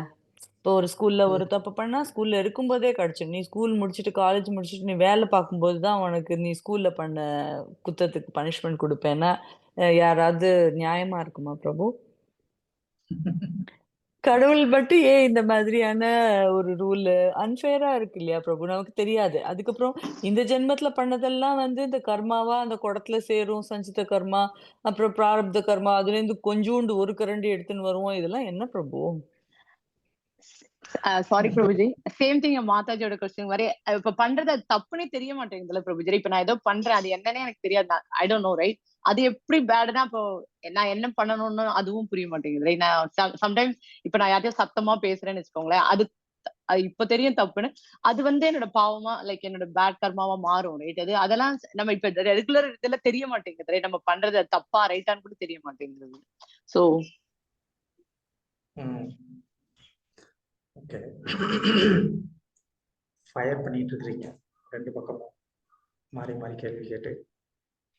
ஓகே, அதாவது இது ரெண்டு விதமா வந்து பிரிச்சுப்போம் கொஸ்டினை. ஏன்னா முதல்ல வந்து எனக்கு தெரியாதே அப்படின்றது ஒண்ணு. இன்னொன்னு வந்து அந்த தப்புக்கு அப்பயே தண்டனை கொடுத்துடலாமே அப்படின்னு ஒண்ணு. ஸோ 2 விதமான ஒரு கேள்வி. முதல்ல இது எனக்கு தெரியாது அப்படின்னு சொல்றதுக்கு முதல்ல நமக்கு வந்துட்டு ரைட்ஸ் கிடையாது. ஏன் அப்படின்னு சொன்னா, அஸ் எ ஹியூமன் நான் வந்து என்ன பண்ணியிருக்கணும், நான் அதை தெரிஞ்சிருந்திருக்கணும். அது என்னுடைய ஒரு டியூட்டி. எப்படி வந்து நான் இப்போ உங்க நாட்டுக்கு வந்துட்டு நான் ஏதாவது ஒண்ணு வந்து எனக்கு இப்படி நான் தெரியாம பண்ணிட்டேன் அப்படின்னு நான் சொன்னா, உங்களுடைய கண்ட்ரி லா வந்து அலோவ் பண்ணுமா? மன்னிச்சு விட்டுருவாங்களா? கண்டிப்பா விட மாட்டாங்க. அவங்க வந்து பனிஷ் பண்ணுவாங்க. ஏன்னா நீ இங்க வர்ற அப்படின்னு சொன்னாலே நீ என்ன பண்ணிருக்கணும், நீ அந்த ரூல்ஸை தெரிஞ்சுட்டு தான் வந்திருக்கணும் அப்படின்னு சொல்லி என்ன பண்ணுவாங்க, எனக்கு பனிஷ்மெண்ட் கொடுப்பாங்க. இல்லைன்னா என்னை யார் கூப்பிட்டு வந்தாங்களோ அவங்களுக்கு பனிஷ்மெண்ட் கொடுப்பாங்க. கூப்பிட்டு நீ ஒழுங்கா வந்து நாட்டு ரூல்ஸ் எல்லாம் சொல்லி கொடுக்க மாட்டியா அப்படின்னு சொல்லி. அதனால அஸ் எ ஹியூமனா வந்து இருக்கிறதுனால நமக்கு வந்து இந்த 6வது அறிவு இருக்கிறதுனால நான் ஒரு மனிதனா நான் செய்யக்கூடிய ஒவ்வொரு செயலுக்கும் எனக்கு வந்து அதோடைய விளைவை நான் வந்து சந்திக்க வேண்டியிருக்கும் அப்படிங்கிறத நான் வந்து தெரிஞ்சிருந்திருக்கணும்.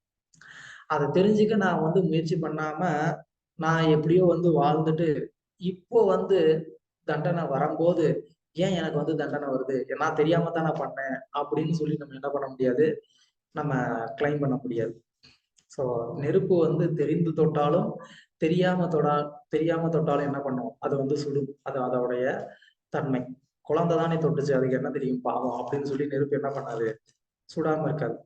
ஸோ அந்த மாதிரி வந்து நம்மளுடைய தவறு, கர்ம வினைனா என்ன, பாவம்னா என்ன அப்படிங்கிறதெல்லாம் நான் வந்து தெரிந்து கொள்ளாம விட்டது வந்து என்னுடைய ஒரு தவறு. ஸோ அதை நான் கண்டிப்பா வந்து தெரிஞ்சுக்கணும். அது ஃபர்ஸ்ட் ஆன்சர். இன்னொன்னு, அந்தந்த தவறுக்கு அந்தந்த பிறவிலேயே வந்து தண்டனை கொடுத்துடலாமே அப்படின்னு நம்ம நினைக்கலாம்.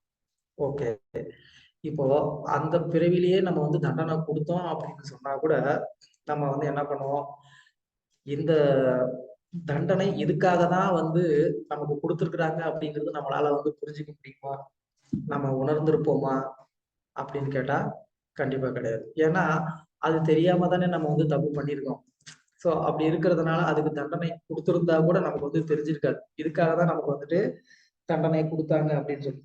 அப்ப நம்ம வந்து என்ன பண்ணுவோம், திரும்பவும் வந்து தண்டனை அந்த தப்பு பண்ணுவோம். இல்ல நம்ம நல்லது பண்ணியிருக்கோம், அதுக்காக திரும்ப பிறப்போம். அப்ப பிறக்கிறப்ப நம்ம என்ன பண்ணுவோம், அந்த பிறவில ஒரு தண்டனை பண்ணுவோம், தப்பு பண்ணுவோம், அதுக்காக ஒரு தண்டனை கிடைக்கும். இது என்ன ஆகும், இப்படியே போய்கிட்டே தான் இருக்கும். அதனால அந்த பிறவிலேயே தண்டனை கொடுக்கலாமே அப்படின்னு சொன்னா, அந்த பிறவியில அந்த தண்டனை அனுபவிக்கிறதுக்கான ஒரு தவறா இருந்தா அந்த பிறவிலேயே அதுக்கான தண்டனை கிடைக்கும். நம்ம செய்யக்கூடிய கர்ம வினைகள் வந்து நிறைய என்ன சொல்லலாம் கேட்டகரி இருக்கு. அது சிலதுக்கு வந்துட்டு உடனடியா வந்து தண்டனை கிடைக்கிற மாதிரியான கர்மாவும் இருக்கு, லேட்டா வந்து தண்டனை கிடைக்கிற மாதிரியான ஒரு கர்மாவும் இருக்கு. ஸோ அது அந்த கர்ம வினைக்கு ஏற்ற மாதிரி என்ன ஆகுது, நம்மளுடைய நமக்கு தண்டனை வந்து கிடைக்குது. புரிஞ்சதா மகாஜி?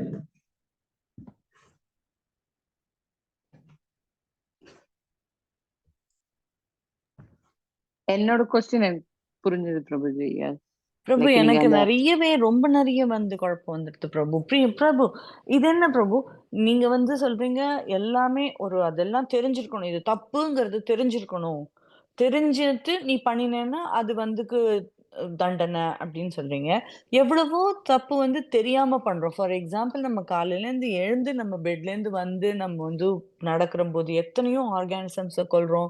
சமைக்கும் போது நம்ம அக்னியை மூட்டும் போது எவ்வளவோ அது சாகிறது, கால் மிதிப்பட்டு சாகிறது. நம்ம துணி துவைக்கிறோம், எத்தனையோ கிருமிகளை தான் கொல்றோம். வீடு துடைக்கிறோம், கிருமிகளை கொல்றோம். எதென்னோ நம்ம வந்து நிறைய தப்பு பண்ணிட்டே தானே இருக்கோம் பிரபு. இதெல்லாம் பண்ணாம அப்படியே நம்ம ஜடமா இருக்க முடியுமா? இல்ல இதெல்லாம் ஒரு தப்புன்னு சொல்லி இதுக்கான இதை வந்து தண்டனையை வந்து நீ அடுத்த ஜென்மத்துக்கு கொஞ்சம், அதுக்கு அடுத்த ஜென்மத்துக்கு கொஞ்சம், இன்னொரு வர 100 ஜென்மங்களுக்கு கொஞ்சம் கொஞ்சமா இந்த பண்ண தப்புக்கு வந்து இந்த ஜென்மத்துல உனக்கு வந்து அந்த பனிஷ்மெண்ட் அனுபவிக்க தகுதி இல்ல, நீ 10 100 ஜென்மம் கழிச்சு வந்து நீ அதை அனுபவிப்ப. இதெல்லாம் எந்த உலகத்து நியாயம் பிரபு?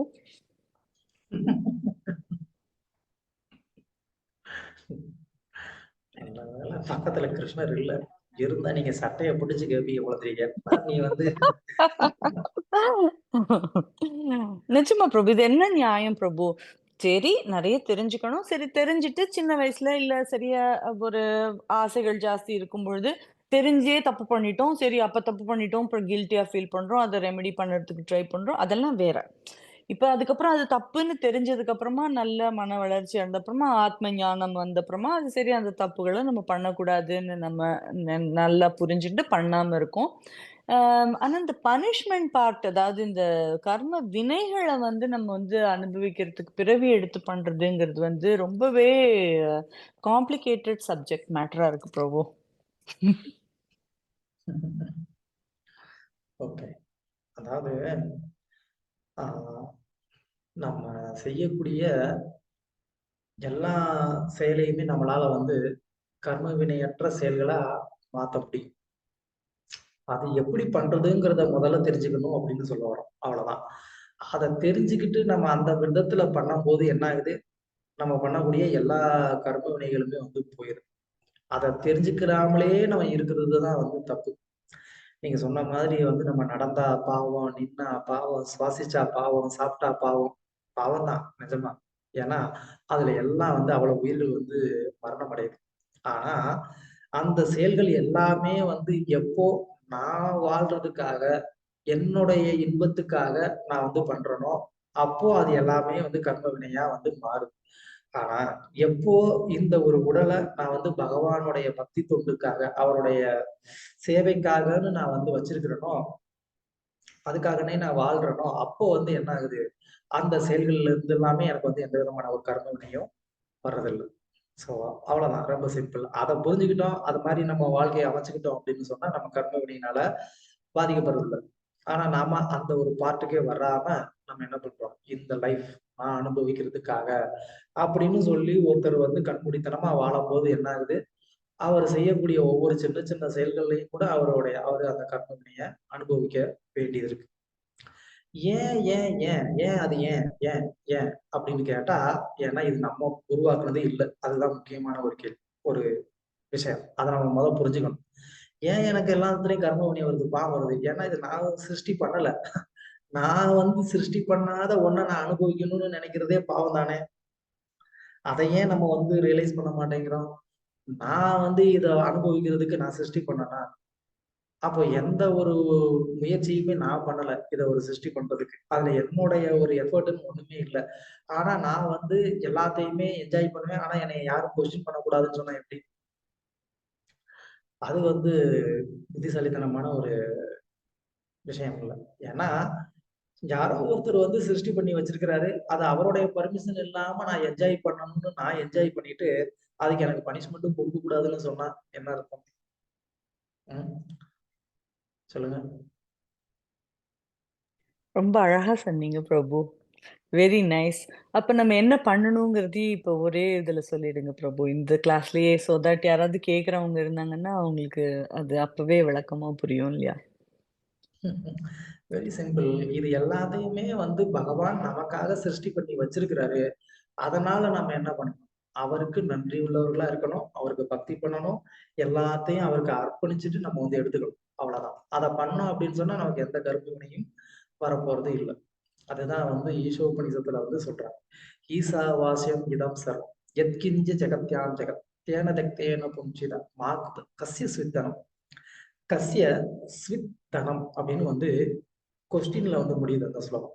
தனம் அப்படின்னு சொன்னா சொத்து. கஸ்ய அப்படின்னு சொன்னா யாரோடது? நம்ம தமிழ்ல சொன்னா யாரோட அப்பன் வீட்டு சொத்து அப்படின்னு கேக்குறது. இப்படி உன் இஷ்டத்துக்கு வந்து செலவு பண்ணிட்டு இருக்கியே, மருமக வந்து வீட்டுக்கு வந்து இங்க இருக்கிற காசெல்லாம் நல்லா செலவு பண்ணா மாமியார் என்ன கேட்பாங்க? யாரு அப்பன் வீட்டு காசை நீ பாட்டுக்கு உன் இஷ்டத்துக்கு செலவு பண்ணிட்டு இருக்க அப்படின்னு கேள்வி கேட்பாங்க. அது மாதிரி அந்த ஈசோபனிஷதோடைய ஸ்லோகம் அப்படிதான் கேள்வி கேக்குது. இது யார் அப்பன் வீட்டு காசு நீ நினைச்ச நீ பாட்டுக்கு இங்க வந்து நல்லா என்ஜாய் பண்ணிட்டு இருக்க அப்படின்னு. அப்கோர்ஸ் அவர் உனக்கும் அப்பா தான். ஆனாலும் வந்து அத நீ வந்து புரிஞ்சுக்கிட்டு என்ன பண்ணணும்? அவர் எனக்கு குடுத்திருக்கிறாருன்னு நன்றி சொல்லி, அவருக்கு கொஞ்சம் அர்ப்பணிச்சுட்டு நீ எடுத்துக்கணும். அதுவும் உன்னுடைய கோட்டாவ மட்டும் எடுத்துக்கணும். நீ மொத்தத்தையும் வந்துட்டு எடுத்துட்டு போகணும்னு நெனச்சா, அதுவும் அவருக்கு அர்ப்பணிக்காம, அவருக்கு நன்றி சொல்லாம, அப்ப அது ரொம்ப ரொம்ப பெரிய பாவம் அது. ஸோ அதுதான் நம்ம செய்யக்கூடிய ஒரு மிகப்பெரிய ஒரு மிஸ்டேக். அதுல இருந்து நம்ம வெளியில வந்துட்டோம், கிருஷ்ணரை பகவான் ஏத்துக்கிட்டோம், அவருக்கு எல்லாத்தையுமே நம்ம வந்து நன்றி சொல்றோம், அர்ப்பணிக்கிறோம், அதுக்கப்புறம் நம்ம எடுத்துக்கிறோம் அப்படின்னு சொன்னா எந்த விதமான கர்ம வினையும் நமக்கு வரப்போறது இல்லை. ஓகே, தேங்க்ஸ் பிரபு. ஹரே Any கிருஷ்ணா. other இப்ப question? ஹரே கிருஷ்ணா ஹரே பிரபுஜி. கிருஷ்ணா ப்ரோ. ஓ சாரி மாதாஜி, கோ ஹெட். நீங்க இல்ல இல்ல போங்க. இல்ல ஹரே இல்ல நீங்க கிருஷ்ணா இப்ப சொன்ன பிரபு. இந்த யாராவது ஒருத்தர்.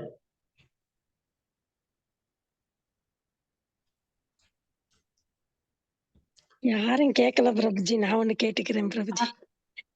கேகே சாங்ஸ் புக் வந்து தமிழ்ல கிடைக்குமா பிரபுஜி? இருக்கு. இங்க அது கோயம்புத்தூர்லயும் கிடைக்குமா பிரபுஜி?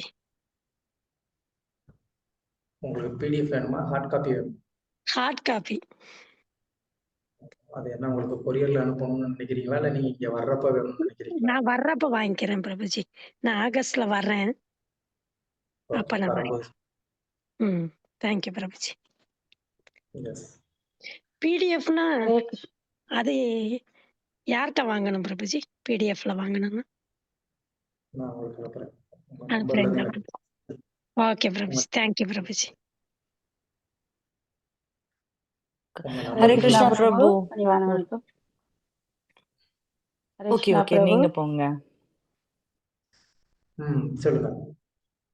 பிரபு, என்ன நீங்க சொன்னீங்க பிரபு, இந்த பிறவிலேயே நாங்க பிறப்பு இந்த சக்கரத்துல இருந்து விடுபட முடியும் என்று. ஆனா அதுக்கு நாங்க முழுமையாக 100% சரணடைஞ்சா தானே பிரபு அது கண்டிப்பா நாங்கள் அதுல இதண்டலாம். அறகுறையாக இப்ப அதுங்களுக்கே தெரியுது.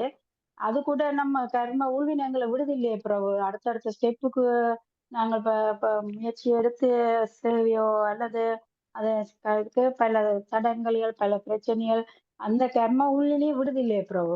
அப்ப எப்படி நாங்கள் இந்த பிரபிலே அதை நாங்கள் அடையலாம் பிரபு? பகவான் வந்து சரணடையணும் சரணடையணும் ஒரு பக்கம் சொல்லுவாரு, இன்னொரு பக்கம் கர்ம வினையை வச்சு நம்மளை சரணடைய விடாம தடுக்கவும் செய்வார். என்ன விளையாட்டு இது அப்படின்னு கேக்குறீங்க. அதான் அப்ப அது இதுல எப்படி நாங்கள் அதை முயல்றது பிரபு? மாயா சக்தி ஒரு பக்கம் ஏதோ ஒன்று கர்ம உள்ளின பக்திக்கு போக போகத்தான் பிரச்சனையே கூட்டிட்டு போகுது பிரபு. அப்போ எப்படி பிரபு பிறப்பில இருந்து நாங்கள் இதுல முயல்றது?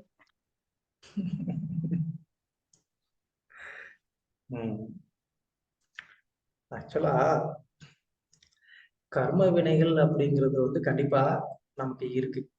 ஆனா அந்த கர்ம வினைகள் அப்படிங்கிறது எப்போ வரைக்கும் அது நம்மளை வந்து ஹோல்டு பண்ணி வச்சிருக்கோம், எப்போ வரைக்கும் நம்மளை வந்து அது ஸ்டாப் பண்ணணும் அப்படின்னு கேட்டா, நாம எப்போ வரைக்கும் வந்து பூர்ணமா சரணடையலையோ அப்போ வரைக்கும். நம்ம ஒரு முறை கிருஷ்ணர்கிட்ட பூர்ணமான ஒரு சரணாகதி செஞ்சிட்டோம் அப்படின்னு சொன்னா, அதுக்கப்புறமா பகவானுடைய கண்ட்ரோல்ல நம்மளுடைய லைஃப் வந்துருது. கர்மாவுடைய கண்ட்ரோல்ல நம்ம லைஃப் இருக்க போறது இல்லை. அப்போ பகவான் வந்து என்ன பண்ணுவாரு, நமக்கு அந்த கர்ம வினையுடைய எஃபெக்ட தன்னுடைய கண்ட்ரோல்ல வச்சு இந்த பக்தருக்கு என்ன கொடுத்தா இன்னும் பக்தியில வந்து முன்னேறுவாரோ அப்ப அதை மட்டும் அந்த பக்தருக்கு கொடுத்து என்ன பண்றாரு, பக்தியில முன்னேற்றுறதுக்கு வந்து பகவான் முயற்சி பண்ணுவார். ஸோ அப்ப பக்தியில முன்னேற்றத்திற்கு தேவையான ஒரு விஷயத்தை தான் பகவான் வந்து பண்ணுவார். அது வந்து கஷ்டமா இருக்கலாம், இல்லைன்னா வந்துட்டு நல்ல ஒரு செல்வத்தை கொடுக்கறதா இருக்கலாம், எதுவாக இருக்கலாம். அது வந்து யார் டிசைட் பண்ணுவா? பகவான் டிசைட் பண்ணுவார், கர்மா டிசைட் பண்ணாது. ஸோ அது நம்ம கையில தான் இருக்கு. நாம என்ன பண்ணணும், அந்த ஒரு சின்சியாரிட்டியை நம்மளுடைய பக்தி தொண்டுல நம்ம காமிக்கணும். அதை வந்து எவ்வளவுதான் சூழ்நிலைகள் வந்து நமக்கு அகைன்ஸ்டா இருந்தா கூட அதை எதிர்த்து நம்ம வந்து என்ன பண்ணணும், நான் கண்டிப்பா இந்த பிரிவில பகவான் அடைஞ்சாகணும்ன்றதுல ஒரு தீவிரமா நம்ம இருந்து காமிச்சோம் அப்படின்னு சொன்னா, அப்ப பகவான் வந்து என்ன பண்ணுவாரு, அந்த கர்ம வினையை வந்து சைடு பண்ணிட்டு நம்மளுடைய லைஃப அவர் கண்ட்ரோல் எடுத்துப்பார். இது வந்து விஸ்வநாத சக்கரவர்த்தி தக்கும் நம்மளுடைய ஒரு ஆச்சாரியர் அவர் வந்து சொல்றாரு, பக்தருடைய வாழ்க்கை வந்து பகவான் வந்து என்ன பண்றாரு, அவர் கண்ட்ரோல்ல எடுத்துக்கிறாரு அப்படிங்கிறாரு. யாரு? பூர்ணமா சரணாகதி அடைந்திருக்கக்கூடிய பக்தர்களுடைய லைஃப். நம்ம அது ஒண்ணுதான் நம்ம பண்ணணும். அததான் பண்ண மாட்டேங்கிறோம். அதுதான் பிரச்சனை.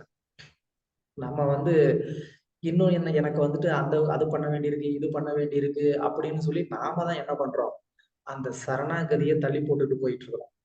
அதனாலதான் நமக்கு வந்துட்டு அந்த ஒரு சாட்டிஸ்ஃபேக்ஷன், ஒரு ஹாப்பினஸ் இல்லைன்னு சொன்னா, ஆஹ் அந்த மாதிரி நம்ம நல்லா ப்ராக்ரஸ் ஆகுறோமா அப்படிங்கிறதுல நமக்கு வந்து அந்த ஒரு நம்பிக்கை ஏற்பட மாட்டேங்குது.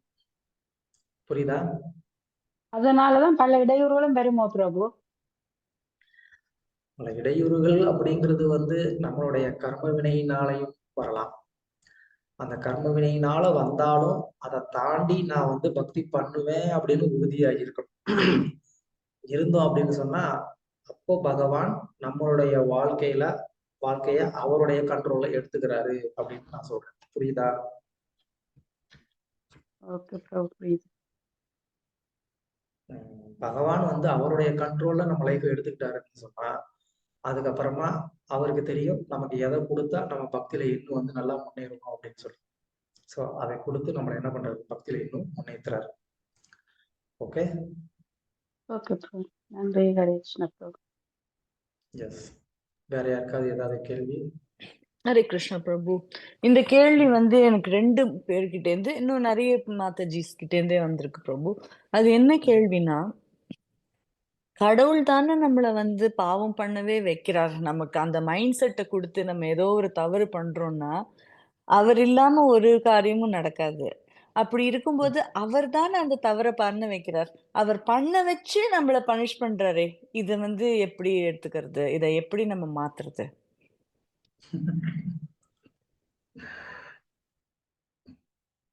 குழந்தைங்களை வந்து நல்லா விளையாட விட்டு அதுக்கப்புறமா நீ வந்து ஏன் இதை பண்ணன்னு அடிக்கிறது அந்த மாதிரி என்ன? இததான் வச்சு செய்யறதுன்னு சொல்றதோ? அப்படி இல்லை. அதாவது நம்ம வந்து என்ன நினைக்கிறோம்னா பகவானுடைய அனுமதி இல்லாம எதுவுமே நடக்காது. கரெக்ட். தேனவினா திருநம்பி நான் செல்லதி. பகவானுடைய அனுமதி இல்லாம ஒரு புல்லு கூட அசையாது. வாஸ்தவம். ஆனா பகவான் நம்ம எல்லாருக்குமே வந்து ஒரு சுதந்திரம்னு ஒண்ணு கொடுத்து வச்சிருக்கிறாருங்கிறத நம்ம என்ன பண்ணிடுறோம்? அதை நம்ம மறந்துடுறோம். அந்த சுதந்திரத்தோடைய அடிப்படையில நம்ம ஒன்ன பண்ணணும்னு நினைக்கிறோம். பகவான் வந்து என்ன பண்றாரு? பண்ணிட்டு போன்னு விட்டுடுறாரு. அவ்வளவுதான். அப்போ அதை செஞ்சதுனால என்ன ஆக வேண்டியிருக்கு? அதுக்கு வந்து தண்டனை அனுபவிக்க வேண்டியதா இருக்கு. அதுவும் வந்து எப்பயுமே நீ வந்து இப்படியே பண்ணிக்கிட்டே இரு அப்படின்னு சொல்லி அவர் வந்து நம்மளை விடுறது இல்ல. நமக்கு அந்த தப்பை பண்றதுக்கு முன்னாடி என்ன பண்றாரு? அதுக்கான ஒரு விளைவு என்னவா இருக்குங்கிறத ஆல்ரெடி நமக்கு வந்துட்டு அதோடைய ஒரு உதாரணத்தை நமக்கு காமிக்கிறார். பிரபுபாதர் ஒரு உதாரணம் வந்து கொடுப்பாரு. திருடுனா போலீஸ் வந்து பிடிப்பாங்க, அடிப்பாங்க அப்படிங்கிறது யாருக்கும் வந்து தெரியாத ஒண்ணு கிடையாது. கண்ணால பாக்குறாங்க, படிக்கிறாங்க, இது எல்லாத்துக்குமே தெரியும். ஆனா தெரிஞ்சதுக்கு அப்புறமும் அந்த ஒரு செயலை செய்யறாங்க இல்லையா? அப்போ அது யாருடைய தவறு?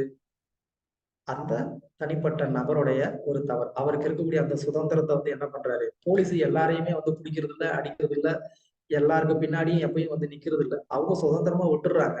அந்த சுதந்திரத்தை வந்து யாரு வந்து தப்பா பயன்படுத்துறது? யாருடைய மனசுக்குள்ள அனுபவிக்கணும்ன்ற அந்த ஆசை இருக்கோ அவங்கதான் என்ன பண்றாங்க? அந்த சுதந்திரத்தை தப்பா பயன்படுத்துறாங்க.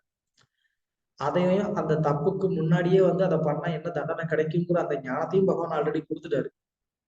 ஆனா அதை பத்தி கவலைப்படாம எனக்கு அது வேணும்னு சொல்லி பண்றதுனால என்ன பண்ண வேண்டியதுன்னா அது தண்டனையை அனுபவிக்க வேண்டியதா இருக்கு. ஓகே வந்தாஜி. நல்லா சொன்னீங்க பிரபு. யா, அந்த பாட்டுல சொல்றாங்க பிரபு, அந்த ஒரு இதுல திரையின் பின் நிற்கின்றாய் கண்ணா, அது மறைஞ்சு இருக்காரு அவரு. அப்ப நம்மளுக்கு தெரியறது இல்ல. அவர் சொல்றாரு, எல்லாமே சொல்லும் போது கூட நம்மளால அந்த அப்ப நமக்கு கண்ணு மறைச்சு இருக்கு. நம்மளோட மந்த அந்த இது வந்து அதை தவற பண்ண வைக்கிறது. அப்புறம் நம்ம மாயா அவரையே மறைச்சு குத்தம் சொல்றோம் இல்லையா? பகவான் மறைஞ்சிருக்கிறாரோ நேர்ல இருக்கிறாரோ அது ரெண்டாவது. பட் ஆனா அவர் வந்து சாஸ்திரங்கள் மூலமா ஆல்ரெடி எல்லாமே சொல்லிட்டாரு. இது சரி, இது தப்பு அப்படின்னு. அதை நாம தான் படிக்கிறது இல்ல, படிச்சாலும் ஃபாலோ பண்றது இல்ல.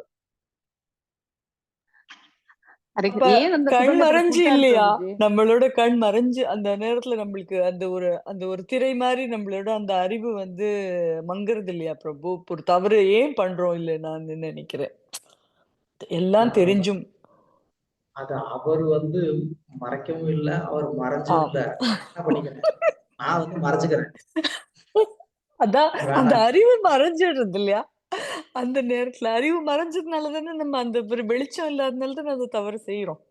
கடவுள் எல்லாம் சொல்லியிருக்காரு, எல்லாம் நல்லா மண்டையில அடிச்சு நம்மளுக்கு புரிஞ்சா கூட, அந்த நேரத்துல தவறு பண்ற அந்த நிமிஷத்துல வந்து ஒரு நிமிஷம் நம்மளுக்கு கலங்கின ஒரு ஸ்டேட்ல தானே பண்றோம். அதுதான் நான் என்ன சொல்ல வரேன். அத ஆனா அவரு அது கலக்கவும், அவரு மறைக்கவும் இல்ல. எனக்கு இப்போ அவரு வேண்டான்னு நான் என்ன பண்ணிக்கிறேன், அவர பார்க்காம நான் வந்து மறைச்சுக்கிறேன். ம். அத நம்ம வந்து அக்செப்ட் பண்ணணும். குதிரைக்கு லாடம் கட்டுற மாதிரி நம்ம கட்டிட்டு அவரை மட்டும் பார்க்கணும் பிரபுஜி. நாம வந்து என்ன பண்ணிடுறோம், அவர மட்டும் பார்க்காம வேற எல்லாத்தையும் பார்க்கிற மாரி நம்ம வச்சுக்கிறோம்.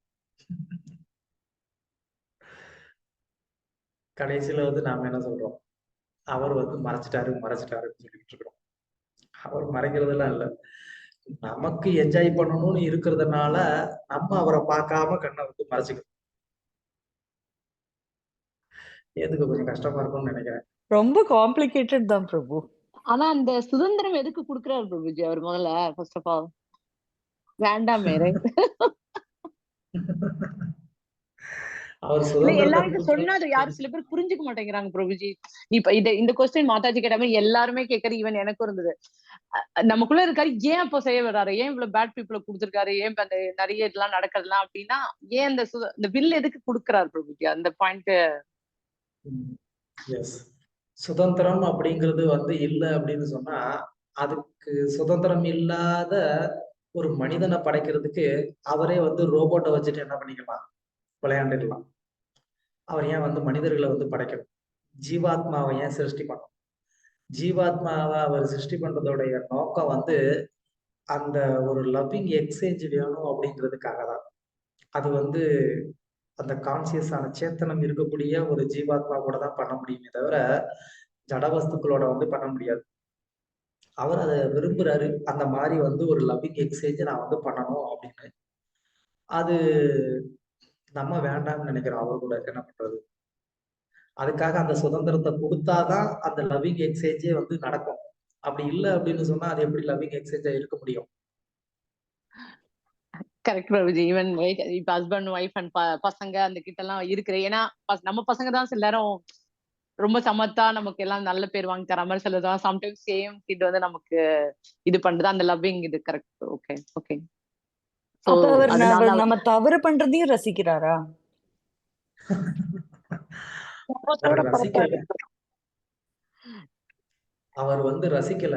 அவர் வந்து என்ன பண்றாரு, சுதந்திரத்த வந்து தடுக்க வேண்டாமே அப்படின்னு சொல்லி, அவர் வந்து பல்ல கடிச்சுக்கிட்டு உட்கார்ந்துட்டு இருக்கிறாரு. அப்படின்னு. இப்போ உதாரணத்துக்கு வீட்ல வந்து குழந்தைங்க இருக்கிறாங்க. நீங்க குழந்தையா இருக்கிற வரைக்கும் வந்து என்ன பண்ணுவாங்க, நீங்க என்ன சொன்னாலும் அவங்க வந்து கேட்டுட்டே இருப்பாங்க. வளர்ந்துட்டாங்க. அவங்களே வந்து வேலைக்கு போறாங்க, சம்பாதிக்கிறாங்க, கல்யாணம் ஆயிடுச்சு. அந்த சமயத்துல வந்துட்டு உங்களுக்கு ஒரு விஷயம் பிடிக்காது அப்படிங்கிறது அவருக்கு தெரியும். ஆனாலும் அவர் அத பண்ணுவாரு. அப்போ உங்களால வந்து அவர கண்டிக்க முடியுமா? அவர வந்து ஏதாவது வந்து சொல்லி ஸ்டாப் பண்ண முடியுமா? இல்ல பிரபுஜி. என்ன பண்ணுங்க, அப்படியே பல்ல கடிச்சிட்டு உட்காந்துருங்க.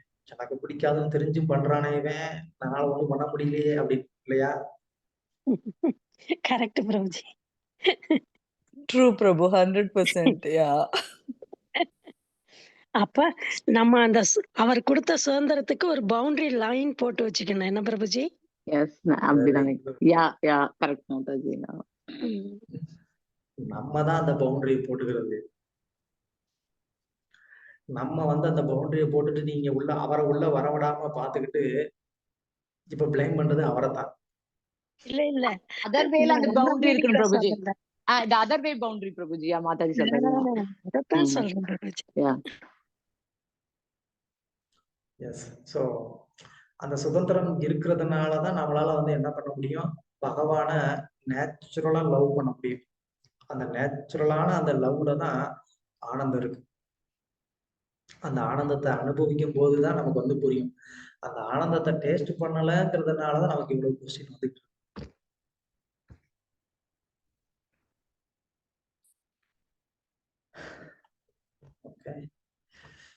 வேற ஏதாவது கேள்வி இல்ல கருத்துக்கள்? பெருமூச்சு விடுற மாதிரி இருக்கு. என்ன பண்றது, பிறந்துட்டோமே. இந்த நீங்க அந்த சொன்னது எனக்கு ரொம்ப பிடிச்சிருந்தது பிரபுஜி. இந்த யாரு அப்பம் வீட்டு சொத்து அது அப்படின்னு சொல்லுவே அந்த காலத்துல சொல்லியிருக்காங்க. அது very true. Because Krishna is அப்பா for all of us, right? So அவரோட சொத்து, அதனால why you are enjoying, right? அவரோட சொத்து இதெல்லாம் அப்படிங்கிற மாதிரி இன்னும் அதை சொன்ன யார் ஃபர்ஸ்ட் சொல்லியிருப்பாங்க அந்த பழமொழிய. பட் அவங்க நல்லா இதை உணர்ந்திருக்காங்கன்னு நான் நினைக்கிறேன். இந்த பாகவதத்துல வந்திருக்குன்னு சொன்னீங்க. பட் அதை எவ்வளவு இது பண்ணா அவங்க இப்படி ரிலேட் பண்ணி ரைட், ஒரு வாட் எவர் அதை சொல்லி கொண்டு வந்திருக்காங்க. Very nice. ரொம்ப ரொம்ப நல்லா இருந்தது.